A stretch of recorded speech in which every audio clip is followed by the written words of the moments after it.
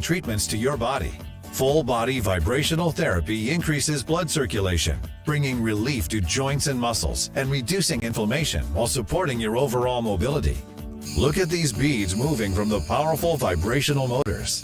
It's amazing. It's like 1,000 little fingers just vibrating my body from head to toe. Infrared heat penetrates deep to relax and soothe your body, reducing joint pain and stiffness and increasing circulation. Remedy gets in there and helps deal with the source of the pain, so you feel much better. The Ultra Shiatsu pillow with 6 infrared heated nodes is designed to mimic a professional massage specialist's hand kneading and working tight muscles in just the right way to bring maximum relief and pleasure. It is even detachable, allowing you to get a deep tissue relief in your upper and lower back, neck and shoulders, feet, calves, or anywhere on your body. I can't even describe to you the feeling. It's just something that you're gonna have to feel for yourself. Call or go online now to receive the Remedy Massage System. Your system includes the Zero-G memory foam layer, the vibrational infrared and ultra shiatsu therapies, the removable shiatsu pillow, remote control, and a convenient carry bag free. Just one massage visit can cost almost $100, but you can own the Remedy Massage System and have as many therapeutic treatments as you want. The sooner you order, the sooner you can experience the true remedy for your pain, stiffness, and stress. Call now. Are you looking for a walk-in tub for you or someone you love? Well, look no further. A Safe Step walk-in tub is the best in its class. The ultra-low Easy Step helps keep you safe from having to climb over those high-walled tubs, allowing you to age gracefully in the home you love. Now, for a limited time, when you purchase your brand new Safe Step walk-in tub, you'll receive a free safety package. And if you call today, you'll also receive $1,500 off your entire order. Yes, $1,500 off. Now, you can enjoy the best of both worlds. The therapeutic benefits of a warm, soothing bath that can help increase mobility, relieve pain, boost energy, and even improve sleep.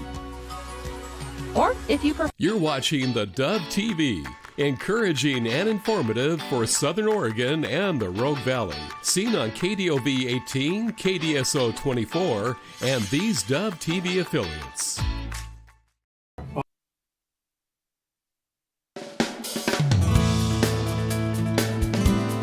Good morning, good morning, good morning. Happy Thursday. Welcome to Mornings on the Dove. Why is it so happy here? Because Jerry finally made it in. Come limping in. I made it, yeah. For those who don't know, maybe forgot or anything, he's actually packing a broken right leg. And I just want to say thanks, buddy, for being a trooper, getting up every morning, coming in. I got to tell you the truth. It's a pleasure to do so. Thank you for having me. Well, no. I'll tell you what, it's nice to get out of that bed for a few hours. Oh, I know. Oh, man. And broke his leg on the first day of spring vacation skiing at Mount Ashland. Yeah. You know, so it hasn't humbled him a bit. No, well, how could it?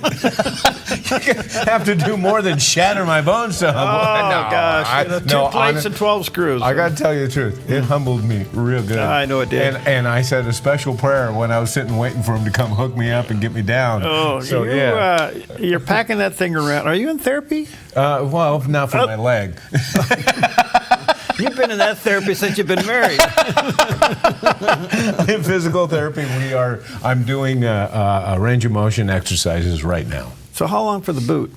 That's a good question. I'm still total non-weight bearing for at least another almost 2 weeks. And it's been 2 months. But then after that, we'll see how much weight it can take and where I can go. And you'll see it here first. When I come dragging that foot in without the boot, he's like, hey, look at you. Well, I broke my leg when I was 6 or 7, somewhere in there. Yeah. I mean, in those days, they didn't have those kind of casts. I had the full-length the plaster Paris cast. Yes. And I was in that thing for months, and they would take and saw them off and put another one on, you know. Yes, yeah. And The worst experience I got was I got sand down in there one time. I can't imagine. I was miserable. Oh, I can't. They had to take that off right away. Right didn't they? away. I was miserable. But when I got done, my leg had shriveled up so much I had to learn how to walk again. I'm telling you, I used to have a calf on my right leg. Yeah. Oh, it's gone. Yeah. Oh my goodness, I have so much PT in front of me. It's amazing. Anyway. So we have MGA. What's MGA? Make Jerry healthy again. MGHA. I'm getting the cap. No, excuse me. MJHA. Okay, there we go. MJHA. Make Jerry healthy again. I can vote for that. Thank you very much. All right, good morning to you. A lot going on in the news. We have that. The weather, okay today, hot tomorrow, then kind of mixed through the weekend. Yeah. Do I have that for you? What's going on? Well, it's National 529 Day, a day reminding families and friends that it's never been easier to help for a child's future, and that is to save for a child's future by contributing to a 529 savings plan. The basic concept of, teach your kids to save. And there's a kind of a rule of thumb formula for this. 10-10. 10-10. 10 to the Lord and 10 in the savings, and the rest you live on. All right. And if you can manage that, can't say it's easy. No. Try it and see what happens. All right, teach your kids. All right. National Paperclip Day. I've used that thing for everything, but I think it held fences together with it. It was a patent for a bent wire paper clip, and it was, the original intention of the inventor of his clip was to attach tickets to fabric. Oh. But in his patent, he recognized that paper clips could also hold papers together. Oh. And of course, that's what we still use them for. Yeah. And this came back all the way just a couple years after the Civil War, 1867. And then one thing to eat. It is one of Scott's favorites, I think. It's National Coq au vin Day, it's the most unusual spelling, but it is a delicious fresh dish, and it's a French braise of chicken cooked with wine, lardons, mushrooms, and garlic. It is a French staple, and it translates literally to rooster with wine, coq au vin. It's a rustic peasant-style dish that is easy to serve when entertaining because a lot of the work is done in advance. Is it spicy? I don't know. Scott, is it spicy? Yeah, he said, yeah. Okay, then I can go for it. Yeah, I've never had coq au vin, and I would absolutely do it. Okay. Is this like a Mediterranean thing? No, it's French. Oh, French. That's what I said. Yeah. French? Yeah. But of course. Yeah. Okay, all right. Yesterday we saw the final unveiling of the restoration of Leonardo da Vinci's Last Supper. Yeah. I have another version of it. Did you know, look at this, did you know that the Last Supper originally showed Jesus' feet, but they were cut off to make that doorway? See that doorway? Yeah. That was made, so it could get between the rectory and the dining hall for the monks that are in this monastery, huh? Yeah, it's a Santa Maria della Grazia. It's in Milan. And they added that doorway in 1652. And they cut off Jesus' feet and legs. Now, we know that the restoration was real difficult because the painting process that Leonardo used on this didn't last very long. It started flaking very soon after he was completed. But a number of his students painted their copies of the Last Supper, and a number of them, and they were protected because they weren't in a kitchen with smoke coming out of the ovens and all the pollution that was in there. So a number of them had painted them, and here is a version of what the Last Supper really looked like. Check it out. So is that an AI version? No, this was painted by his students, Giampietrino and Giovanni Antonio Boltraffio. Okay, yeah, you see that pretty good. Yeah.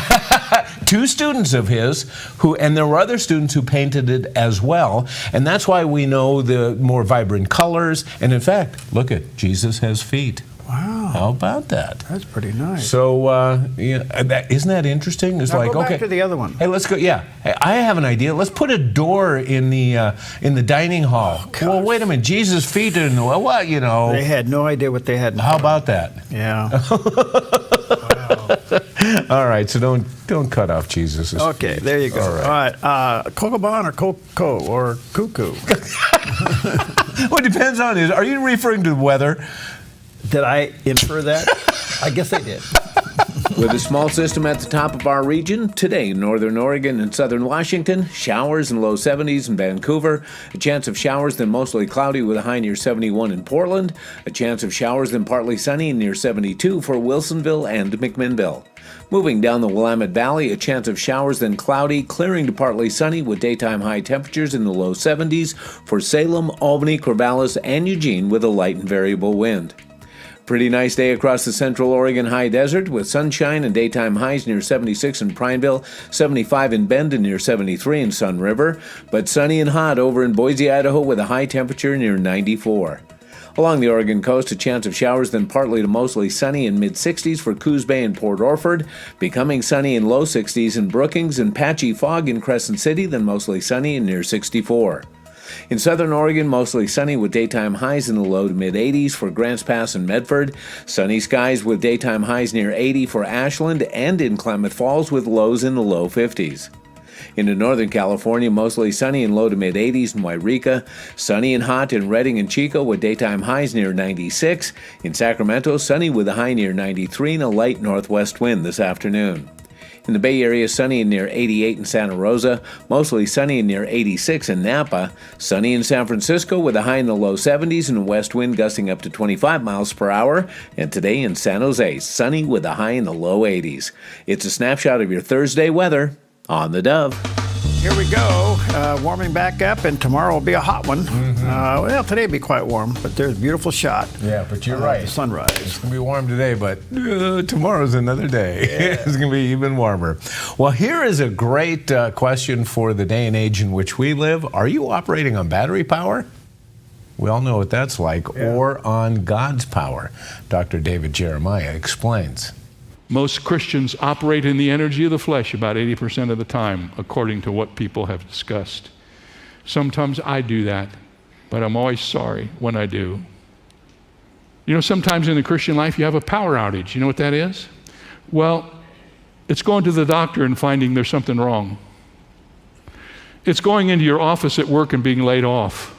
It's getting a phone call that your child is in trouble. It's hearing the news that a loved one is at death's door. It's a plunge in the stock market just when you're about ready to retire. These things happen to you, they happen to me, and they have for many years to many people. That's just when we learn to switch power sources and begin drawing from the transformer of God's power, because we find out we don't have the strength to make it. Why do you think people say when they're going through tough times, Dr. Jeremiah, I felt like God was closer to me than he's ever been my whole life? Because you switched off your power and you switched on God's, and you found out his power is sufficient. Well, I have to tell you, I made fun of this, but then I begin to pay attention to it. Okay. You and I have these watches that tell us when to stand. Yes. Yeah. It's interesting because they both go off at the same time. Exactly. Jerry and I are every once in a while go like this. So these Apple Watches tell you when to stand.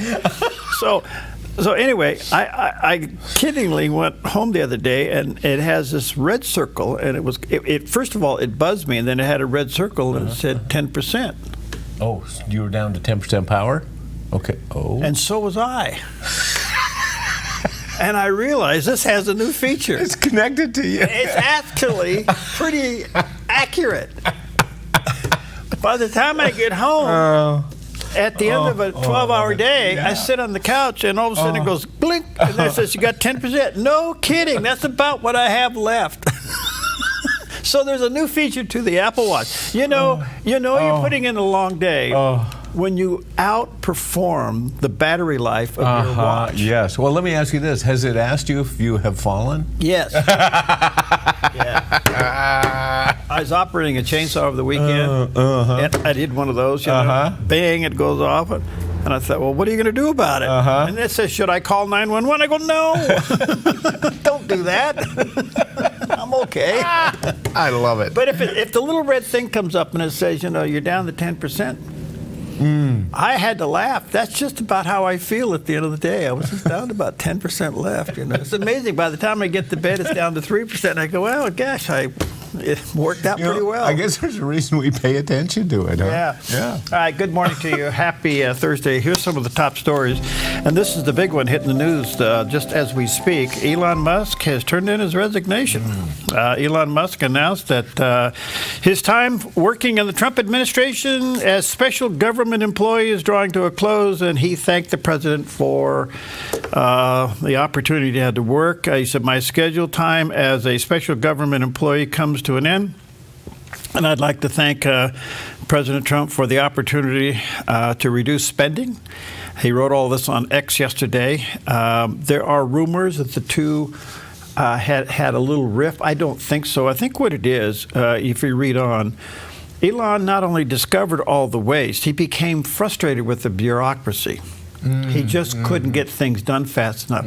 Well, when you're already, and I say this respectfully, when you're the richest guy in the world, you're kind of king of the world, and you can say something and it gets done. You go to government and they'll think about it, But anyway, I think also it has cost him dearly, and he has to concentrate back on his businesses, which are multiple. Well, and also, too, unfortunately, because he did step in at no pay to do this, in the government, his car business has really suffered. Yeah. So he'll no longer be the target of criticism. The question is, who will lead the Doge stream? Let me ask you this. Do you really think Democrats can give up on targeting him for criticism? Isn't he now going to be the shadow president? He's right behind. He may not be in official capacity, but he is the shadow president. Well, okay. My only thought about Elon Musk is, he came to fame pretty fast in his life. Well, I mean, ultra fast, okay? I want to say this respectfully. Okay. If he was just a little bit more polished. Well, wait a minute. Don't they say that about the other businessman that's in government? That guy named Trump, yeah. If he's a little more polished. These guys, they come in from their business, and they're, like you said, they're used to getting things done when they say, do this. Yeah, they get orders or get the door. Get it done or go out. So it must be a challenge for guys like Trump and for Musk. Yeah, it just, okay, I said enough there. No, but you made a great... I'm digging a hole. I'm out of here. No, you made a great point. And it's got to be frustrating for a guy like him. Yeah. So, on to greener pastures? I think he's just going on. He's got a lot going on with SpaceX, and I think he's got something going on there. We'll see what happens. Oh, we got to go to Mars. We got to go to Mars. Occupy Mars. All right. In the meantime, this is kind of interesting. Rand Paul, you never know which way he's going to go. Yeah, he's a finger to the wind kind of guy.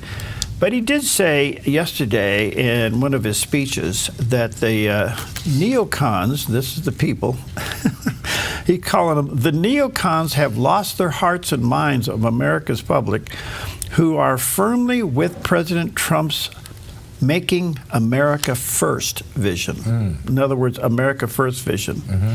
I read this article entirely, and it just dawned on me.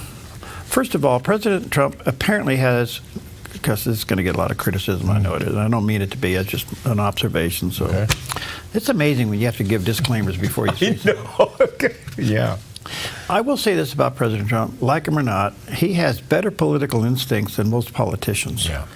And when he came up with Make America Great Again, he touched every nerve in America because everybody knows there was something wrong with our country, and we want to get back to the greatness.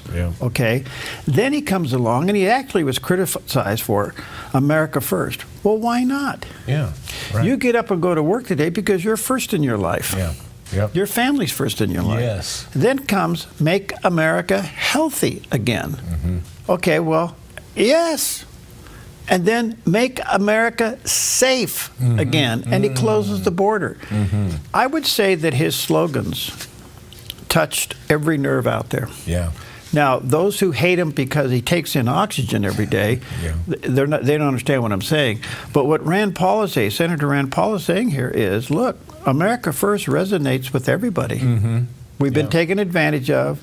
We're not where we are. We lost our innocence. We want to get back to being innocent. We want back to the good old days. And so Rand Paul went to the floor and gave him some credit. And what a difference. When you look at the last administration, we have been wondering who was in charge of the auto pen, who were the advisors, who's making policy, who's making these decisions. Well, when it comes to these things, and especially things like these slogans that you've brought out here, nobody doubts that this came from Donald Trump himself. Yeah. This guy is very astute. Well, he's beat politics by being using common business sense. Yeah. So politics is the art of saying everything and doing nothing. Yeah. Okay, that's the art of politics. Yeah. Okay, here comes a business guy, and time is money. So, all right, the other thing is Marco Rubio. Now, keep an eye on two people. Vice President J.D. Vance. Okay. And Secretary of State Marco Rubio. All right. Those are going to be the two prime candidates in 3 years. I think you're right. And I think somewhere in about 2.5 years, they'll be positioning themselves. Okay, well, Marco Rubio, the Secretary of State, announced yesterday that the United States will aggressively revoke visas of Chinese students, including those connections to the Chinese Communist Party or studying in critical fields. Hallelujah. This is big. Yeah. Yes. Now, I don't know where the powers of the various departments lie. And I don't know, does the Secretary of State have this authority? And I guess he does. Apparently. Well, he's going to find out. Revoking the students, yeah. He's going to find out. Yeah. And we know that a lot of Chinese students here are plants. We know that. Yeah. So now we're going to get aggressive about it. Yes. I wonder if the left is going to react violently to this like they... Oh, they will. Yeah. Yeah, hold on. Yeah. All right, are you sitting down, Grandpa? So far. Hold on. Okay. All right, tell all your grandkids to tune out for a minute. Oh, I know where we're going, and this is, this hits me. Okay. Deep. Skittles. I know. Owned by Mars Wrigley. Will no longer be made with the titanium dioxide. Well, hallelujah. I've been poisoning my grandkids. Oh, no. Skittles has been RFK'd. It is now a verb. Yeah, Skittles has been RFK'd. Oh, gosh. Oh. But the good news is they reacted. Yeah, they did. You know what's interesting about this? What? Skittles sold in any other country didn't have it. Why does it have it in the United States? The Skittles here are probably brighter than the Skittles everywhere else. Okay. Yes. Oh, man. So Jerry has Skittles in all of his pockets. Oh, I did. I got to tell you the truth. Remember when all this food dye stuff came up with RFK Jr.? Yeah. And I saw Skittles on the list? Yeah. It was the last time I bought them. Okay, well, hang in there, buddy. They're coming back. They're going to get cleaned. They're going to get cleaned up. We miss Skittles. Yeah, we're doing chewing gum right now. No, listen to this. What? Listen to this problem. Okay. I mean, doesn't it automatically want you to go, what?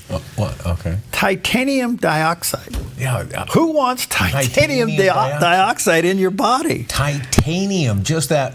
I don't know about the dioxide part, but titanium, isn't that metallic? I don't know. That's metal. Anyway, so I got titanium in my leg right now. I know you do. Well, hopefully it's out of your grandkids' teeth now.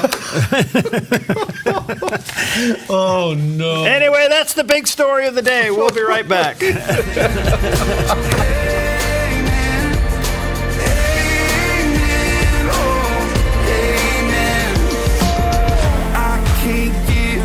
What you've done for me, that's why I gotta sing. Go where the wild runs deep. At Hellgate Jetboat Excursions, you feel the power of the mighty Rogue River as you take in the sights and sounds of nature, journey through Hellgate Canyon, and adventure through the breathtaking wilderness. Enjoy brunch or dinner on the open-air deck of the exclusive Hellgate River Lodge, and end your adventure with our exciting jetboat spins. It's a memory in the making with family and friends. Book your adventure at Hellgate.com. Hellgate Jetboat Excursions, where adventure runs wild. Chris Silva understands your home and your commercial commercial buildings are two of the largest investments most people make in a lifetime. One is for your family, the other is to support your family financially. That is why Chris Silva Painting goes the extra mile to protect both homes and commercial buildings with proper painting preparation and high-quality primers and paints. Serving Southern Oregon since 2006, this family-owned and operated business has painted over 1,000 homes. Chris Silva Painting offers an industry-leading 5-year warranty that covers materials and labor on all painting projects work for both residential and commercial buildings, both interior and exterior painting. Chris and his crew are courteous, they are efficient, organized, timely, and clean. Chris Silva Painting also offers military discounts. At Chris Silva Painting, our mission statement is to bring Christ's heart and principles to our customers and our job sites. We do that with honesty, integrity, and hard work. We don't cut corners, we paint them. CCB number 176097. Chris Silva Painting, 541-890-3960. At Sweet Tea Express, we've got you covered. Order at the counter and our friendly service staff will do the rest. Burgers, salads, sandwiches, barbecue platters, sides, and more. Smoked, grilled, and served to perfection. Sweet Tea Express. Breakfast, burgers, and barbecue. Hi, I'm the SOS Alarm guy, here to tell you about a great deal. SOS Alarm will not only beat any internet deal, but will install the system too. So burglars, beware. SOS Alarm for security and beyond. All right, welcome back. 23 minutes past the hour on a beautiful Thursday morning, better known as Friday Eve, and warm today, hot tomorrow, and then it backs down, and by this time next week, we'll be back into the 70s. Okay. It's kind of interesting. Why not? Maybe even some showers. That would be good. Then we'll see how that works out. All right, well, as you know, our legislature in the state of Oregon is in session, and, the common thing is hold your wallet. Mm-hmm. Well, here's an interesting bill that went through the Senate yesterday, and I was reading this. I'm trying to scratch my head, good or bad, okay? It's called the State House, not the Senate went through the House. State House passed, Senate Bill, 951. And it's the latest effort to expand Oregon's prohibitions on corporations' ownership in local care providers. Oh, really? In other words, when large corporation entities purchase clinics, we routinely see higher costs, worse patient outcomes, and increase in physician burnout with no improvements to the quality or the access problems. So at least that's the criticism of the bill. So here's the thing. This comes with mixed emotions. All right, so what do large companies do to get rid of their competition? I don't know what. They buy their competition out. Oh, okay, yeah. And shut them down. Sometimes it's called a acquisition. Yeah. Or merger. Yes, yes. Okay. So these health clinics that are popping up all over the place really serve the people well. I don't think there is a problem. Now they're saying there is a problem. Okay. If the large company buys the smaller company out, then it becomes a problem. But you know what? When the ER, the emergency room at a hospital, becomes the next doctor's appointment office and crowds the system up, you don't get anything done, okay? And so a lot of these health clinics are serving really a great need. So what this bill doesn't allow the big guys to buy the little guy out. I don't know if this is good or bad. I haven't weighed the odds on this, but apparently this went through the legislature. Yeah. Well, I think we've all experienced, emergency rooms that are overcrowded, and so that's you go there to spend a week. Oh, yeah, no doubt. Yeah. I remember my most recent. Yeah, it was fun. Well, anyway, the only thing I can say is that I'm not sure about this. I will say if it's a struggling clinic and here comes a big corporation and wants to buy you out, that could be, your relief. I don't know. But anyway, the legislature thinks this is a problem, so they don't want that to happen. Right. The question is, how do you police this? Oh. How do you enforce this? Yeah. How do you enforce a hospital buying a clinic? How do you enforce that? I don't know. I don't know either. Yeah. It's news to me. All right. Here's one. Yesterday, outside our door here, in fact, you recorded the spots. Oh. For the airport. Yes. Okay. Yeah, I remember. 15 local agencies exercised responding to a mass casualty incident yesterday. It was an all make-believe airline crash at the airport. Whoa. And this company has this airplane that they bring in, and they set it on fire.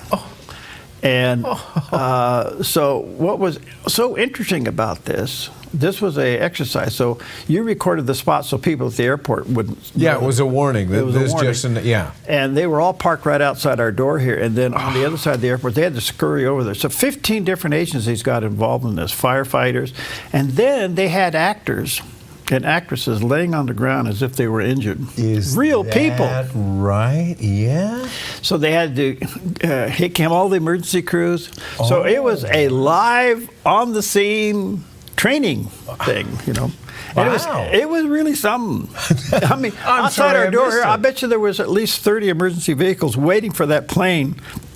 And they're over here, and the plane was on the other side of the airport. Oh, no kidding. Yeah. Okay. So, boom, it happens, and then all these emergency vehicles head out there. What happens to local operations? You know, incoming flights, outgoing flights. Oh, it was they all shut down? Well, they timed it, I guess. Okay. All right. But away they go. And so anyway, if you were driving on the expressway on the other side of the freeway and you saw this, you know, it was all practice. Man. It's a company that owns this airplane, takes it to airports all over the country. I was going to say, that's a special deal there. Yeah, and it's made so they can set it on fire multiple times.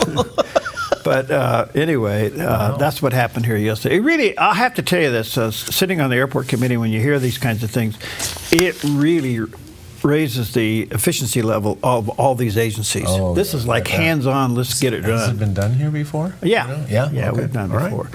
They did not play the other audio tape that you ran. You had me cut two. One was real. Yeah, one was. So he recorded the voice track that played over the loudspeaker at the airport. Yeah.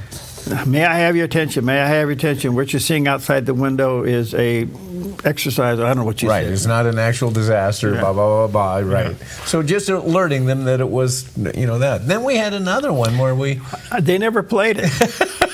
Tell them what you did. Well, it mentioned basically going up to the administration office to inquire and getting all the details from certain people that you instructed me to name. So I said, go up there and ask for free upgrades. Right, there you go, yes. It was a free upgrade, I don't know, food pass or something like that. Your parking would be validated. Yeah, I need some compensation for this inconvenience. Yeah, right. They didn't play that. But we directed them right to the offices where to go. Yeah, I'm sure and the people to see. Yeah. All right, let's take a look at the, what are we doing here? Let's go to a break. Huh? Oh no, we're at got to do weather here. Plane crash. Yeah, let's do the weather tease. See there? There it is. All right. You can see that there's nothing out there that's really of any problem. So we got warm to hot today and tomorrow. Yeah, we got warm to hot. And what kind of temperatures are we looking at? I think 80. I'm looking at 80. Low 80s today, about 93 tomorrow, and then back into the low 80s on Saturday. Yeah. And next week into the 70s. There you go. How about that? Well, this is something we've been waiting to see as Attorney General Pam Bondi swears in Judge Jeanine Pirro as interim U.S. Attorney General for D.C. I do solemnly swear. I, Jeanine Pirro, do solemnly swear. That I will support and defend the Constitution of the United States. That I will support and defend the Constitution of the United States. Against all enemies, foreign and domestic. Against all enemies, foreign and domestic. And that I will bear true faith and allegiance to the same. And that I will bear true faith and allegiance to the same. And that I take this obligation freely. And that I take this obligation freely. Without any mental reservation. Without any mental reservation. Or purpose of evasion. Or purpose of evasion. And that I will well and faithfully. And that I will well and faithfully. Discharge the duties. Discharge the duties. Of the office upon which I am about to enter. Of the office upon which I am about to enter. So help me God. So help me God. Congratulations. Thank you. Wow. Cool. Okay, here's my question. Does she become? Yeah, that's a big question. The The attorney. Permanent, yeah. Permanent Washington. Well, I'll tell you what will happen. Trump he's interesting how he goes about this. So he puts her in temporarily. Now, the whole thing with Ed Martin was a amazing mess, but he ends up getting another position. Yeah. He was ousted at the confirmation hearings. Right. So that's another. I want to get Ed on the air. Okay. I've had Ed on the air quite a few times when he headed up the Phyllis Schlafly Association. Oh, yeah. Really a neat guy. And so anyway, back to this. I think Judge Janine will be. She's temporary, so she can do the job without going through the confirmation. Oh yeah. So in the meantime, between now and the time she would be appointed to become permanent, she can do all this stuff without the pushback of a confirmation hearing. Interesting, yeah. Okay, and then get in there and go for it. Yeah. So I wonder if she'd want the job on a. Oh, why not? Yeah, I can't imagine. Why not? I mean, what a thing to crown your career with. Yeah, exactly. If you come out okay, you go in with all these good intentions. You survive it, yeah. Okay. Good point. Speaking of survive, out with the Skittles and in with this. What is it? That chicken thing? Coca Van. Coca Van. We'll be right back.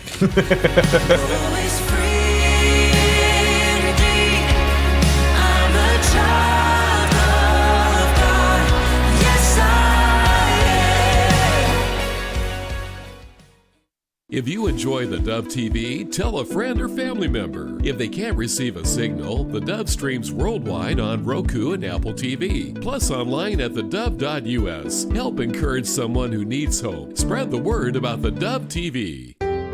Come fall in love with Northridge Senior Living, where contemporary sunlit interiors meet old world elegance. Walk through our lovely hallways and enjoy the fun staff-led activities. Forge lasting friendships with other residents and our exceptional caregivers. Dine in style. Gather near the fireplace under breathtaking chandeliers. Our reasonably priced apartments are spacious with private balconies. Northridge is Christian-owned and operated, pet-friendly, and only 2 blocks from Asante Rogue Regional Medical Center. On-site 24/7 in-home care is available. We also offer senior adult daycare where your loved one can spend the day with us and the evenings with you. Northridge Senior Living, your home. Looking for the perfect RV adventure? Team Toner's got you covered from homes to homes on wheels. Discover unbeatable deals only at American RV in Southern Oregon.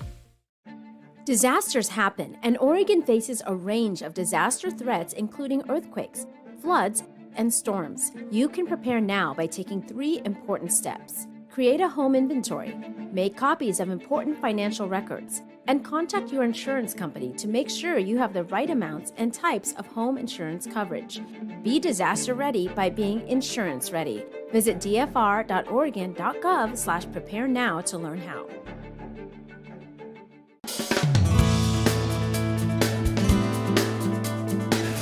All right, welcome back. Well, I tell you what, is there a little bit of daylight between President Trump and Benjamin Netanyahu?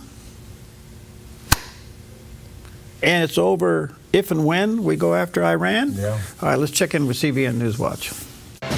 This is CBN News Watch. Thank you for joining us for CBN News Watch on this Thursday, May 29th. I'm Ephraim Graham. We have lots to get to today. We're going to begin this half hour with news from the Middle East. President Donald Trump says it is true. He's warned Prime Minister Benjamin Netanyahu not to attack Iran's nuclear facilities at this time. As Chris Mitchell reports now from Jerusalem, Trump wants to avoid military action while the U.S. is still negotiating with Iran over its development of nuclear weapons. President Trump made the statement in the Oval Office. I told him this would be inappropriate to do right now because we're very close to a solution. Now, that could change at any moment, could change with a phone call. But right now, I think they want to make a deal. And if we can make a deal, save a lot of lives. The Israelis fear a bad deal that could let Iran keep building nuclear weapons and want a permanent solution, which means destroying Iran's nuclear facilities. But Trump still seems to believe such a violent solution can be avoided. There are only two outcomes. You know what the two outcomes is: a smart outcome and there's a violent outcome. And I don't think anybody wants to see the second. But I think we've made a lot of progress, and we'll see. As for the Iranians, one of their top military leaders says the regime is ready to take on and defeat the U.S. if Trump decides on using military force. We have been accumulating power for years to defeat the world's biggest power. We have always assumed that we will ultimately engage in a battle with a superpower, and we must defeat it. Here in Israel, in an historic decision, the Knesset voted Wednesday to strengthen the Jewish presence in Judea and Samaria by building 22 new communities. Israel's Defense Minister Israel Katz said the decision anchors our historical right to the land of Israel. And at the Jerusalem prayer breakfast today, Ambassador Mike Huckabee told people from 40 nations about the biblical connection to the land of Israel. Why is there an Israel? Well, because God promised it, and God keeps his promises. And he's patient in keeping them, but he also gives us warning, and he tells us not to forsake his word or his will. And we come today to remind all of ourselves that should we stand against God or his purpose, we will pay the consequences. Chris Mitchell's here now to give us more. So, Chris, why is this Knesset decision so historic? Well, first of all, Ephraim, it reverses what Israel did 20 years ago. 20 years ago this August, they withdrew from Gaza, and several communities in northern Samaria was part of what was called at the time the Gaza disengagement. And what they did at that time was withdraw from about 9,000 Jewish people from Gaza. And as I mentioned, some of these communities in northern Samaria. So it reverses that decision. It's designed to prevent a Palestinian state. And really what marks a strategic decision and shift for Israel away from a two-state solution. And one of the one of the members advocating this bill says the next step will be declaring sovereignty over what the world calls the West Bank and what is known here as the biblical heartland, Judea and Samaria. So it really is a mark to Israel reclaiming some of its biblical heartland against much of the opposition from the world and much of the world media. Chris, why would Israel be more eager to use a military option against Iran than diplomacy? Well, they've been dealing with this nuclear issue with Iran for decades, and they don't trust Iran, which violated the 2015 JCPOA. That agreement was meant to limit Iran's nuclear program. It didn't, and they believe that Iran is committed ideologically and theologically to have these nuclear weapons. And I would say geopolitically, they want to have a sort of a nuclear umbrella over the whole Middle East. And so Israel doesn't believe diplomacy is going to stop Iran, and they believe that the military option is really the only way to stop and destroy Iran's nuclear facilities. Now, they may be surprised by a deal that President Trump says may happen, but right now I believe they think military option is the only way to go forward. Let's turn our focus now to Hamas. Are there signs that it's losing its grip on the people of Gaza? It really does seem that way, Ephraim. The new humanitarian aid plan seems to be working, and what that's doing is removing the control of Hamas over the population by just taking them away from depending on Hamas that steals much of the humanitarian aid that goes into Gaza. It also removes a source of income from Hamas. And also, just yesterday, there was a video of people that stormed a Hamas warehouse. Unfortunately, Hamas killed about 5 of those people, but hundreds of people took over this warehouse. It's a sign of weakening of the control of Hamas over the population. And we also have seen some demonstrations of people turning against Hamas. So it seems like perhaps there's cracks in the Hamas leadership. Certainly, most of the Hamas leadership has been eliminated. We'll see if the leaders that are left will be able to keep control over the population. Well, this is so interesting, obviously. It appears to me that President Trump's got something else he's thinking besides diplomacy. It appears to me he's looking for time about something. I don't know if it is diplomacy because, to the point is, you can't trust Iran. No. Name me one deal that they've honored. Not one. None. Yeah. So something else is behind the pause, and we'll see how this works out. But I think I don't wish this, but I think Israel will not bend to the United States much more on this issue. Yeah, I think you're right. Yeah. So we'll see how it goes. That's just my feelings on it. Okay. Let's take a look at the guy that bends and breaks.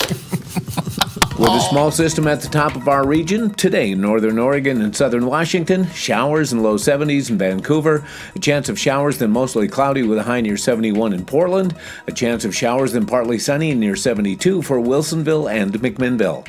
Moving down the Willamette Valley, a chance of showers then cloudy, clearing to partly sunny with daytime high temperatures in the low 70s for Salem, Albany, Corvallis, and Eugene with a light and variable wind.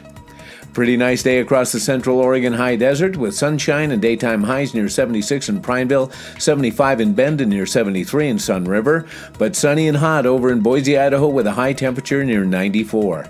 Along the Oregon coast, a chance of showers then partly to mostly sunny in mid-60s for Coos Bay and Port Orford, becoming sunny in low 60s in Brookings and patchy fog in Crescent City, then mostly sunny and near 64. In southern Oregon, mostly sunny with daytime highs in the low to mid-80s for Grants Pass and Medford, sunny skies with daytime highs near 80 for Ashland, and in Klamath Falls with lows in the low 50s. Into Northern California, mostly sunny and low to mid-80s in Wairika, sunny and hot in Redding and Chico with daytime highs near 96. In Sacramento, sunny with a high near 93 and a light northwest wind this afternoon. In the Bay Area, sunny and near 88 in Santa Rosa, mostly sunny and near 86 in Napa, sunny in San Francisco with a high in the low 70s and a west wind gusting up to 25 miles per hour, and today in San Jose, sunny with a high in the low 80s. It's a snapshot of your Thursday weather on the Dove. Beautiful shot of southern Oregon right there. All right. Well, through the ages, there have been many different types of dance steps that people have done. One of them was the turkey trot, and it was considered such scandalous behavior that you could lose your job for doing it, as happened on this day in history. On May 29, 1912, 15 young women were fired by Curtis Publishing in Philadelphia for dancing the turkey trot during their lunch break. Danced to fast ragtime music, the turkey trot has been described as a simple and awkward dance that exploded around 1909 that allowed close personal contact, a wicked and scandalous, infamous and immoral, bawdy and obscene song and dance or act corrupting the morals of the public and youth, and too filthy, obscene, and immoral to be indecency further described. It achieved popularity chiefly as a result of being denounced by the Vatican.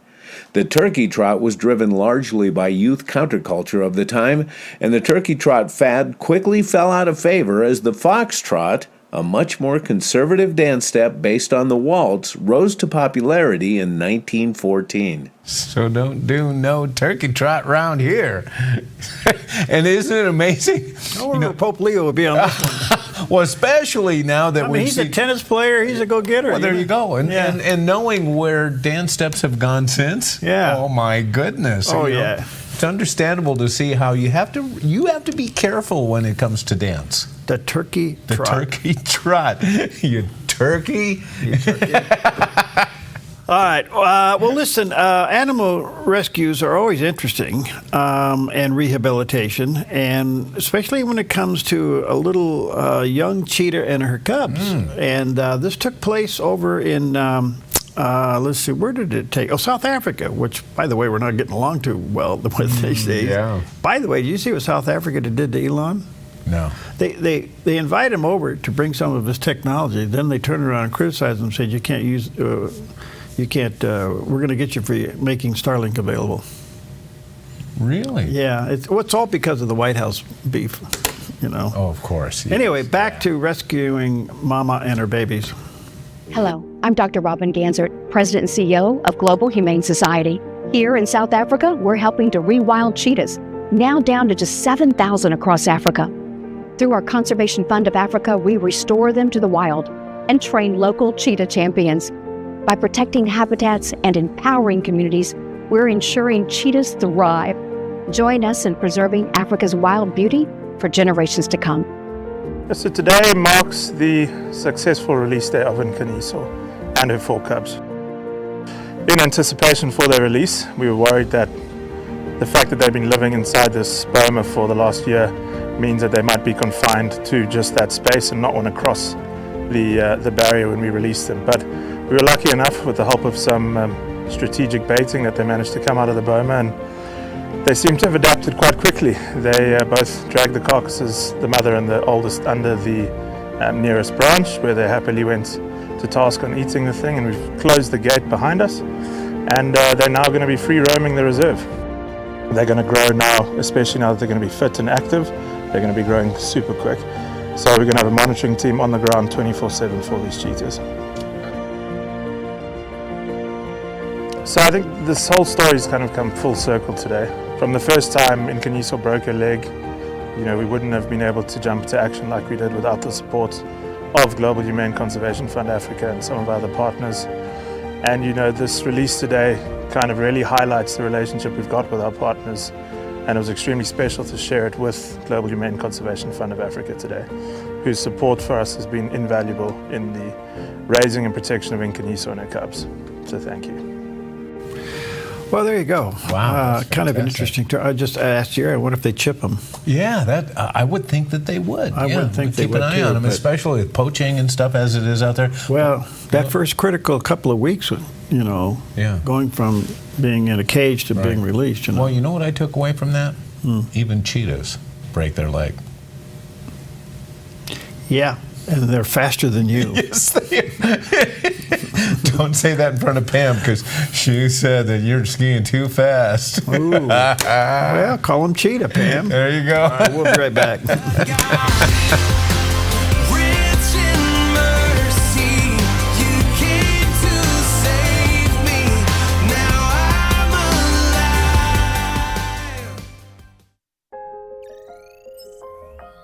The Lennox iComfort S30 thermostat can sense changes in your environment. It even knows when you come and go. So now your home's most important system is also the smartest. Metal Masters can give you the smartest home comfort system available. It knows when you're away and adjusts when allergens and humidity get uncomfortable. Trust Metal Masters to provide perfect air for your family.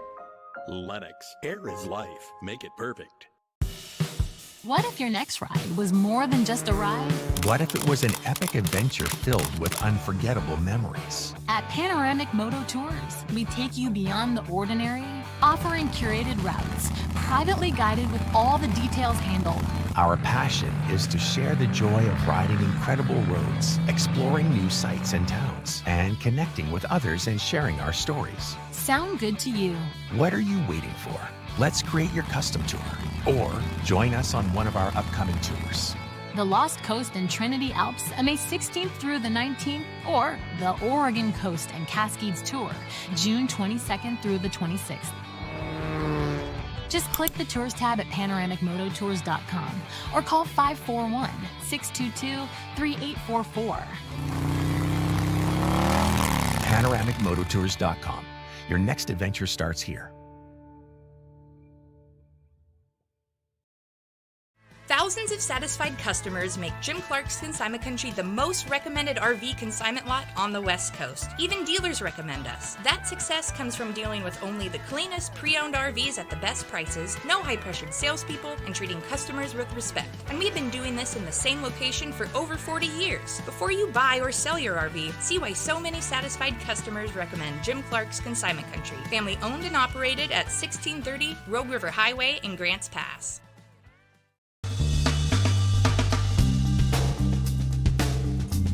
On this beautiful Thursday morning. Happy Thursday to you. Well, one of the saddest things that's happened in the last couple of weeks is now out of the news.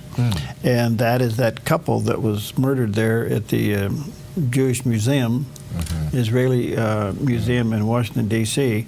And who was the person that shot him? Yeah. Mr. Rodriguez. Yeah. Well, come to find out, apparently he was radicalized at Chicago University. I had Ken Abramowitz on with me, who's quite in the know of a lot of things geopolitically, and here's what he had to say. It's a tragedy beyond compare, but you could say it's also was predictable. Because before you get physical terror, you get what I call cultural terror. You allow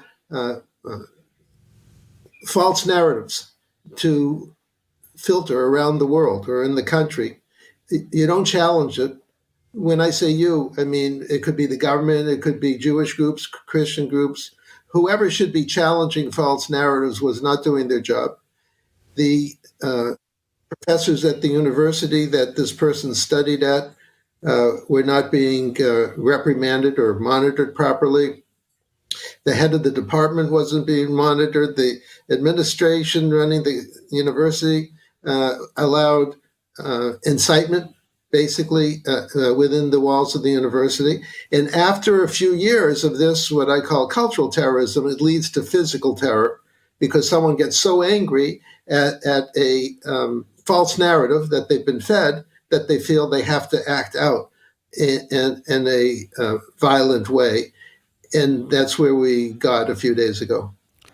People say that he took some courses by viciously anti-America, anti-Semitic professors at the University of Chicago, and which is par for the course. You know, it's not like they're the only anti-America, anti-Semitic professors in the world, but basically our major universities have been taken over by our enemies. And our enemies, I color code the reds, the greens, and the blues. The reds being the color code for communists, the green for Islamists, and the blue for the United Nations representing globalists. So these three false narratives have infected our universities, and we didn't throw them out.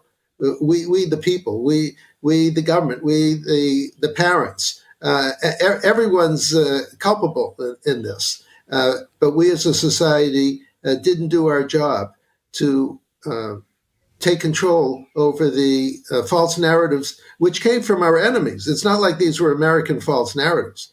Basically, our enemies have bought our universities, and we allowed it to happen. So, is he a domestic enemy? That the president and all the other people take a vow to protect us from foreign and domestic enemies. Mm-hmm. So wouldn't he be a domestic enemy? Seems to me. It seems to me, too. Right. Well, this is amazing. As a relic from a sunken World War II ship has been found and returned to the Canadian government. Check this out.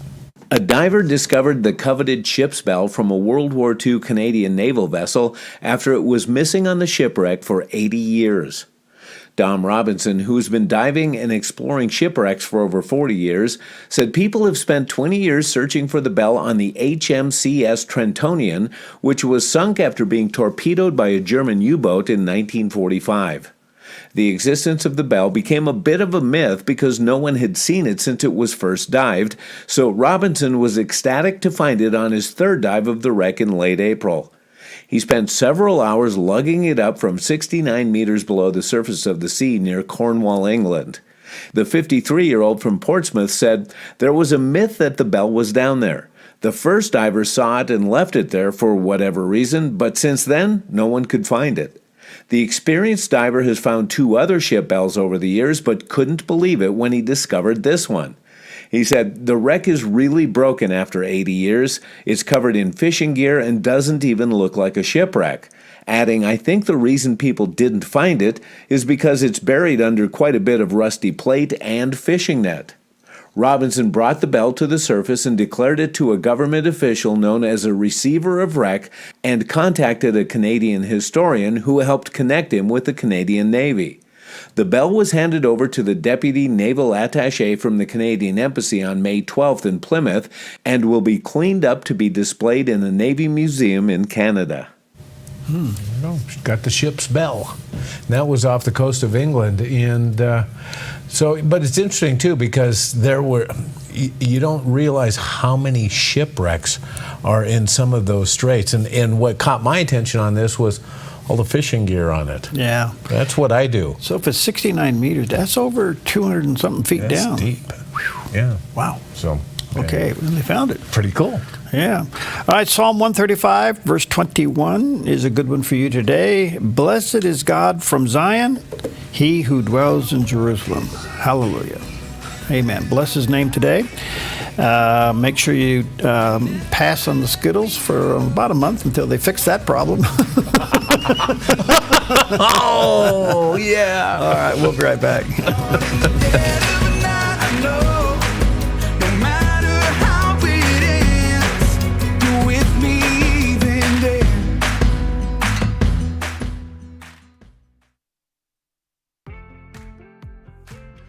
From top home sellers in the Valley with John L. Scott. To making RV consignment effortless. American RV, where Team Toner gets your RV sold fast. Put your gold in an envelope, mail it. Hopefully you get a check. Nah. Father and son jewelry, bring your gold in, we weigh it, we check it, we make you the offer. Or turn your something old into something new. Whether it's an idea, a picture, or a piece you want to duplicate, we can melt it down and make it for you. If you find your perfect piece in store, trade your something old for something new, and you always get a little extra. Visit Father and Son Jewelry, 5 generations of family in Medford.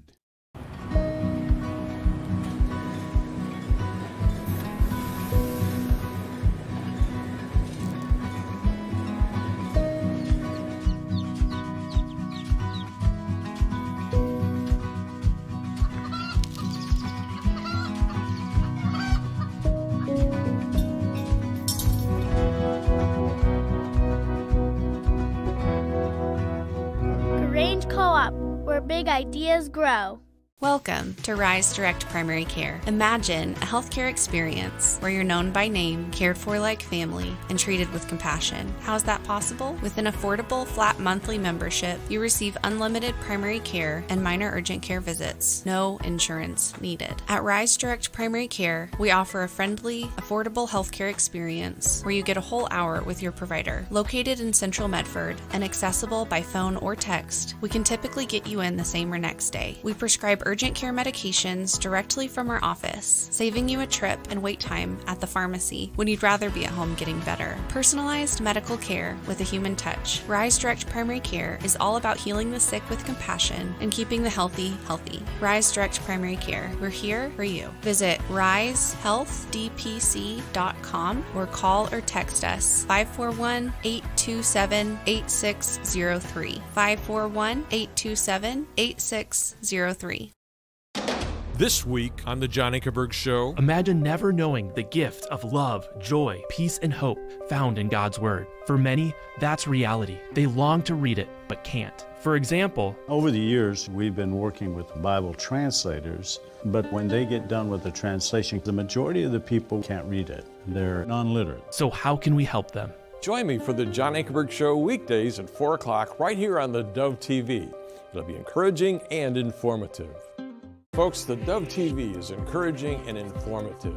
Join me for the John Ankerberg Show weekdays at 4 p.m.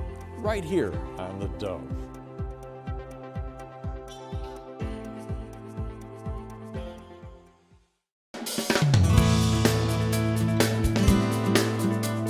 Good morning, good morning, good morning. Welcome to Mornings on the Dove, and happy Thursday to you, better known as Friday Eve. That is Jerry Bilden. Good morning. Welcome. And I'm here to prop me up. I need propping sometimes. No, I'm your interpreter.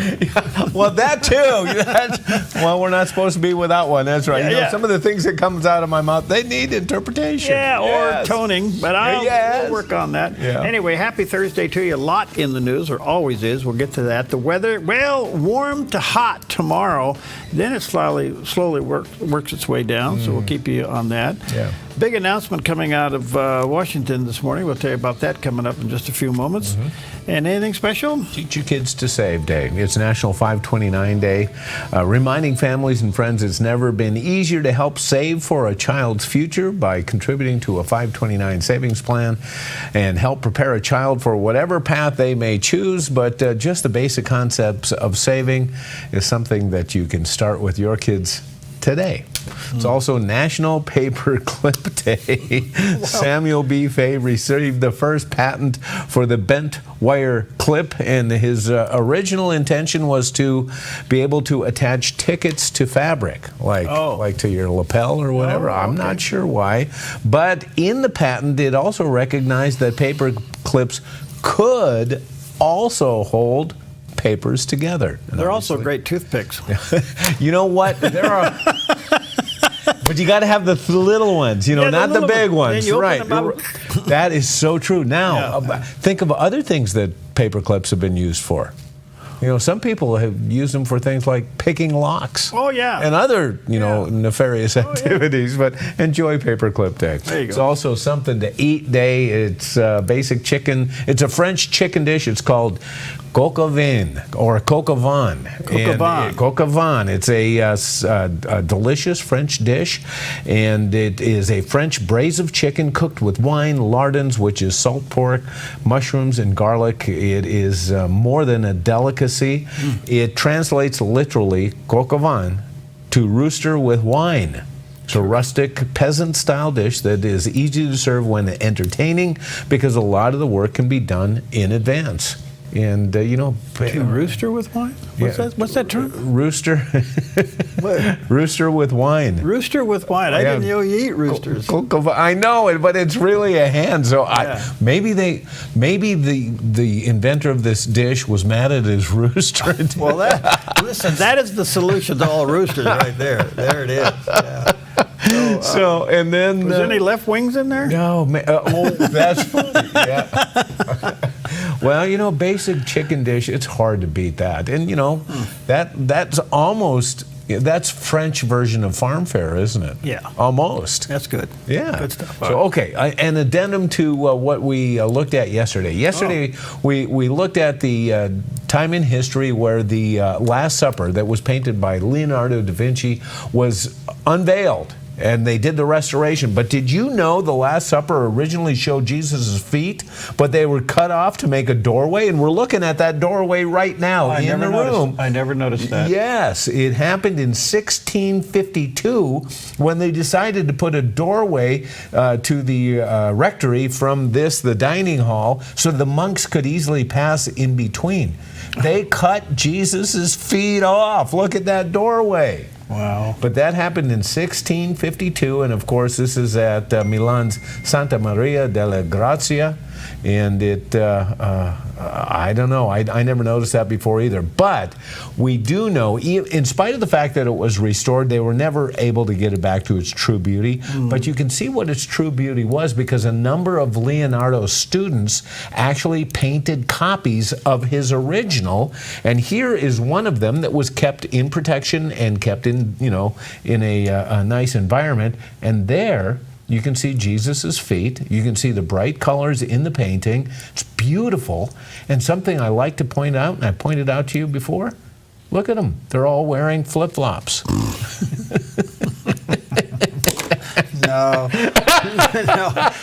let's go with Jesus sandals. Okay. We'll call it that. Okay, well, gosh, that's beautiful. Isn't that nice? Yeah. This was painted by two of his students, brothers, that did it shortly after the original was made. And again, a number of his students did this, so there are copies of, other versions of this as well. But it gives you the true colors and the vibrancy, and it's just beautiful. So, yeah, good stuff. With feet and all. Very good. All right. Good stuff all the way around.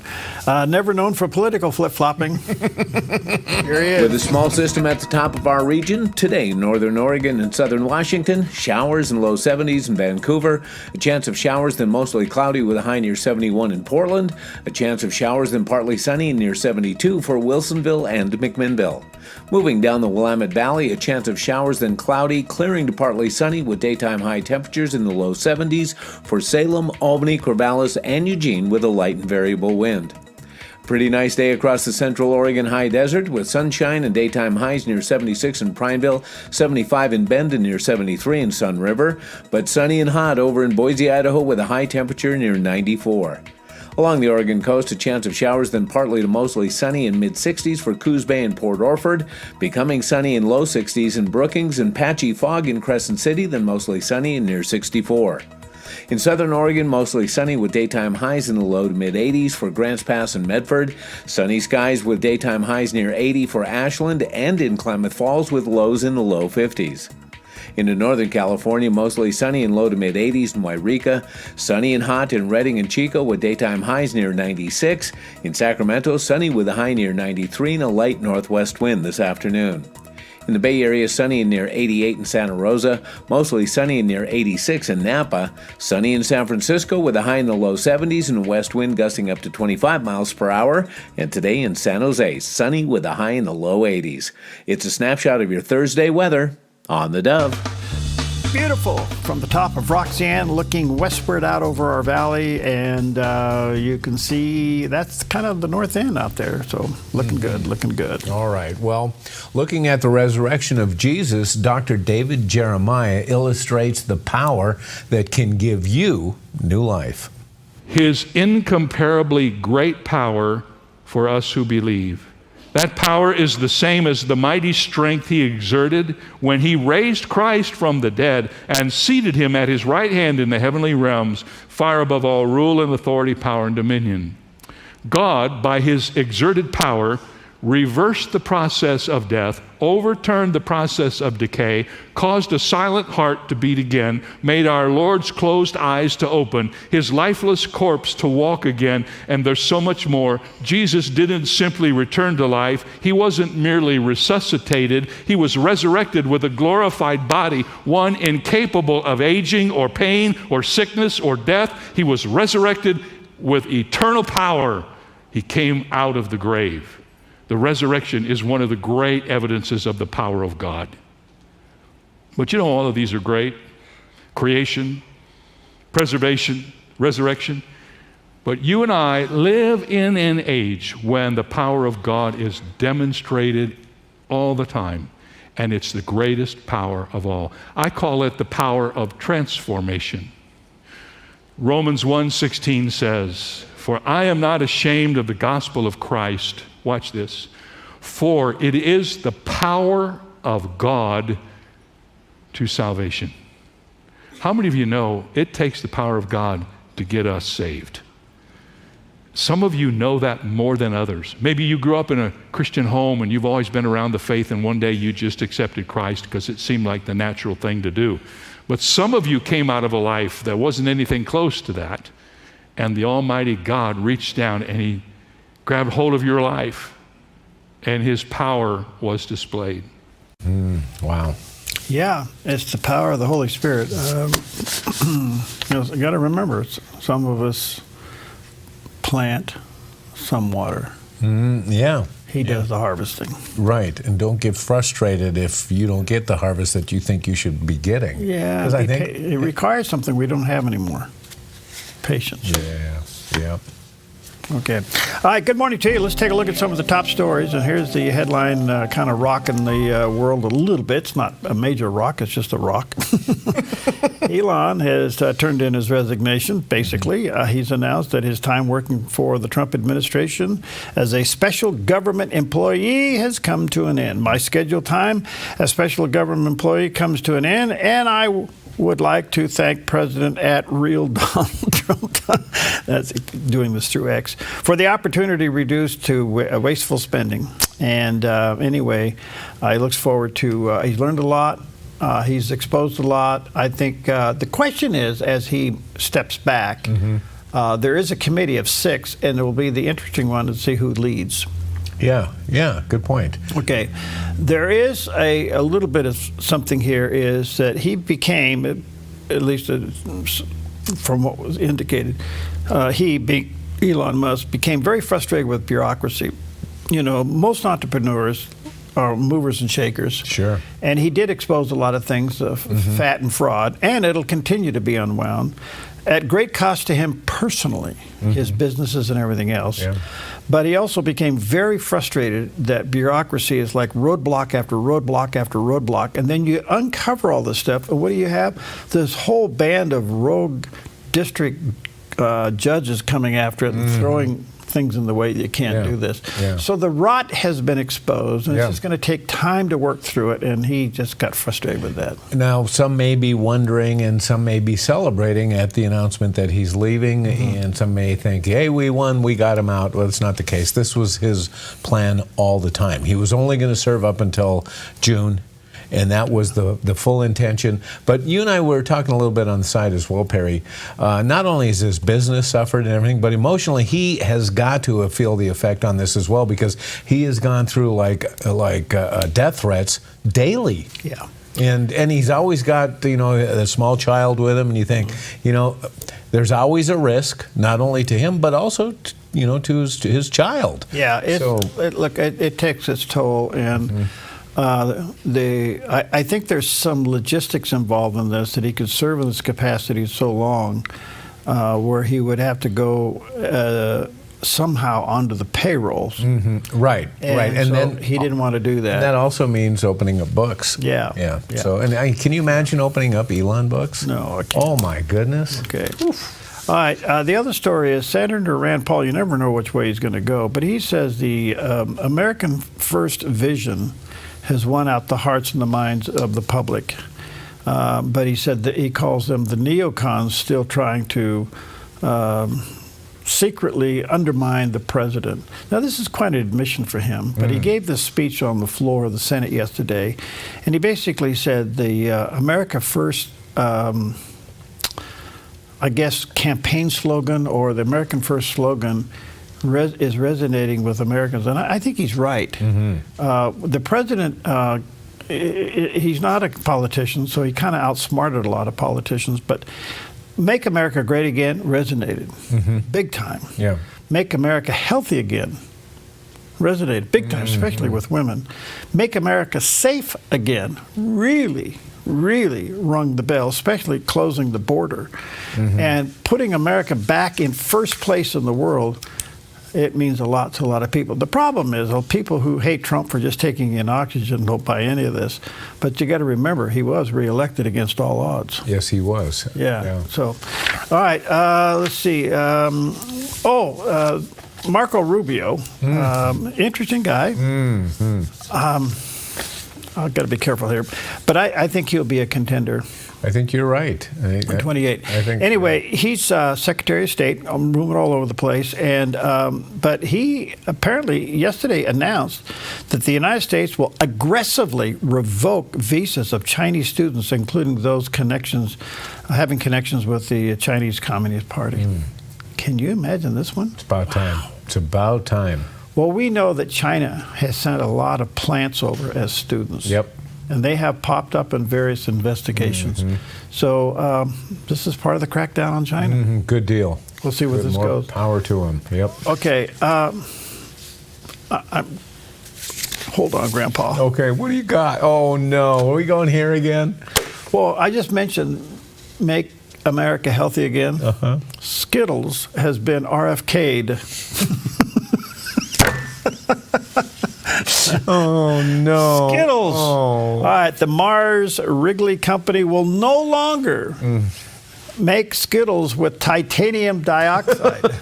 I mean, just those two words. I know. Throw your brain into tizzy. Oh, man. I mean, this is like one of the great all-American candies. And you know what's interesting and almost hypocritical on what? This?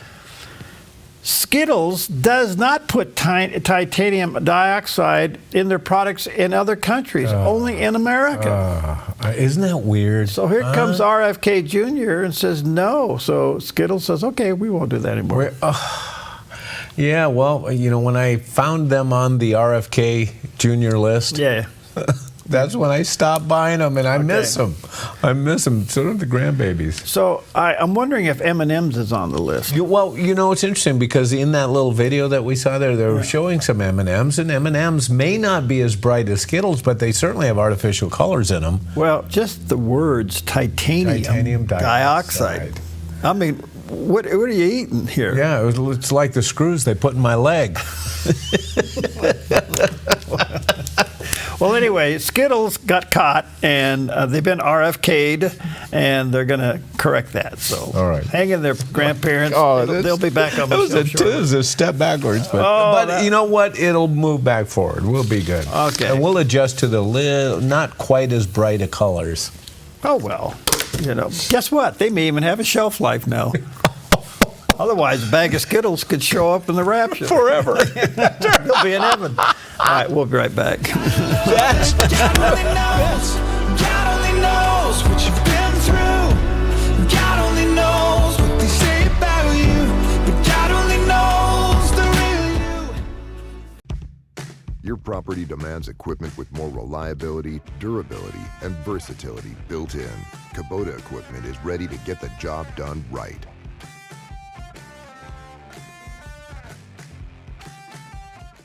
Clean water is essential to your good health.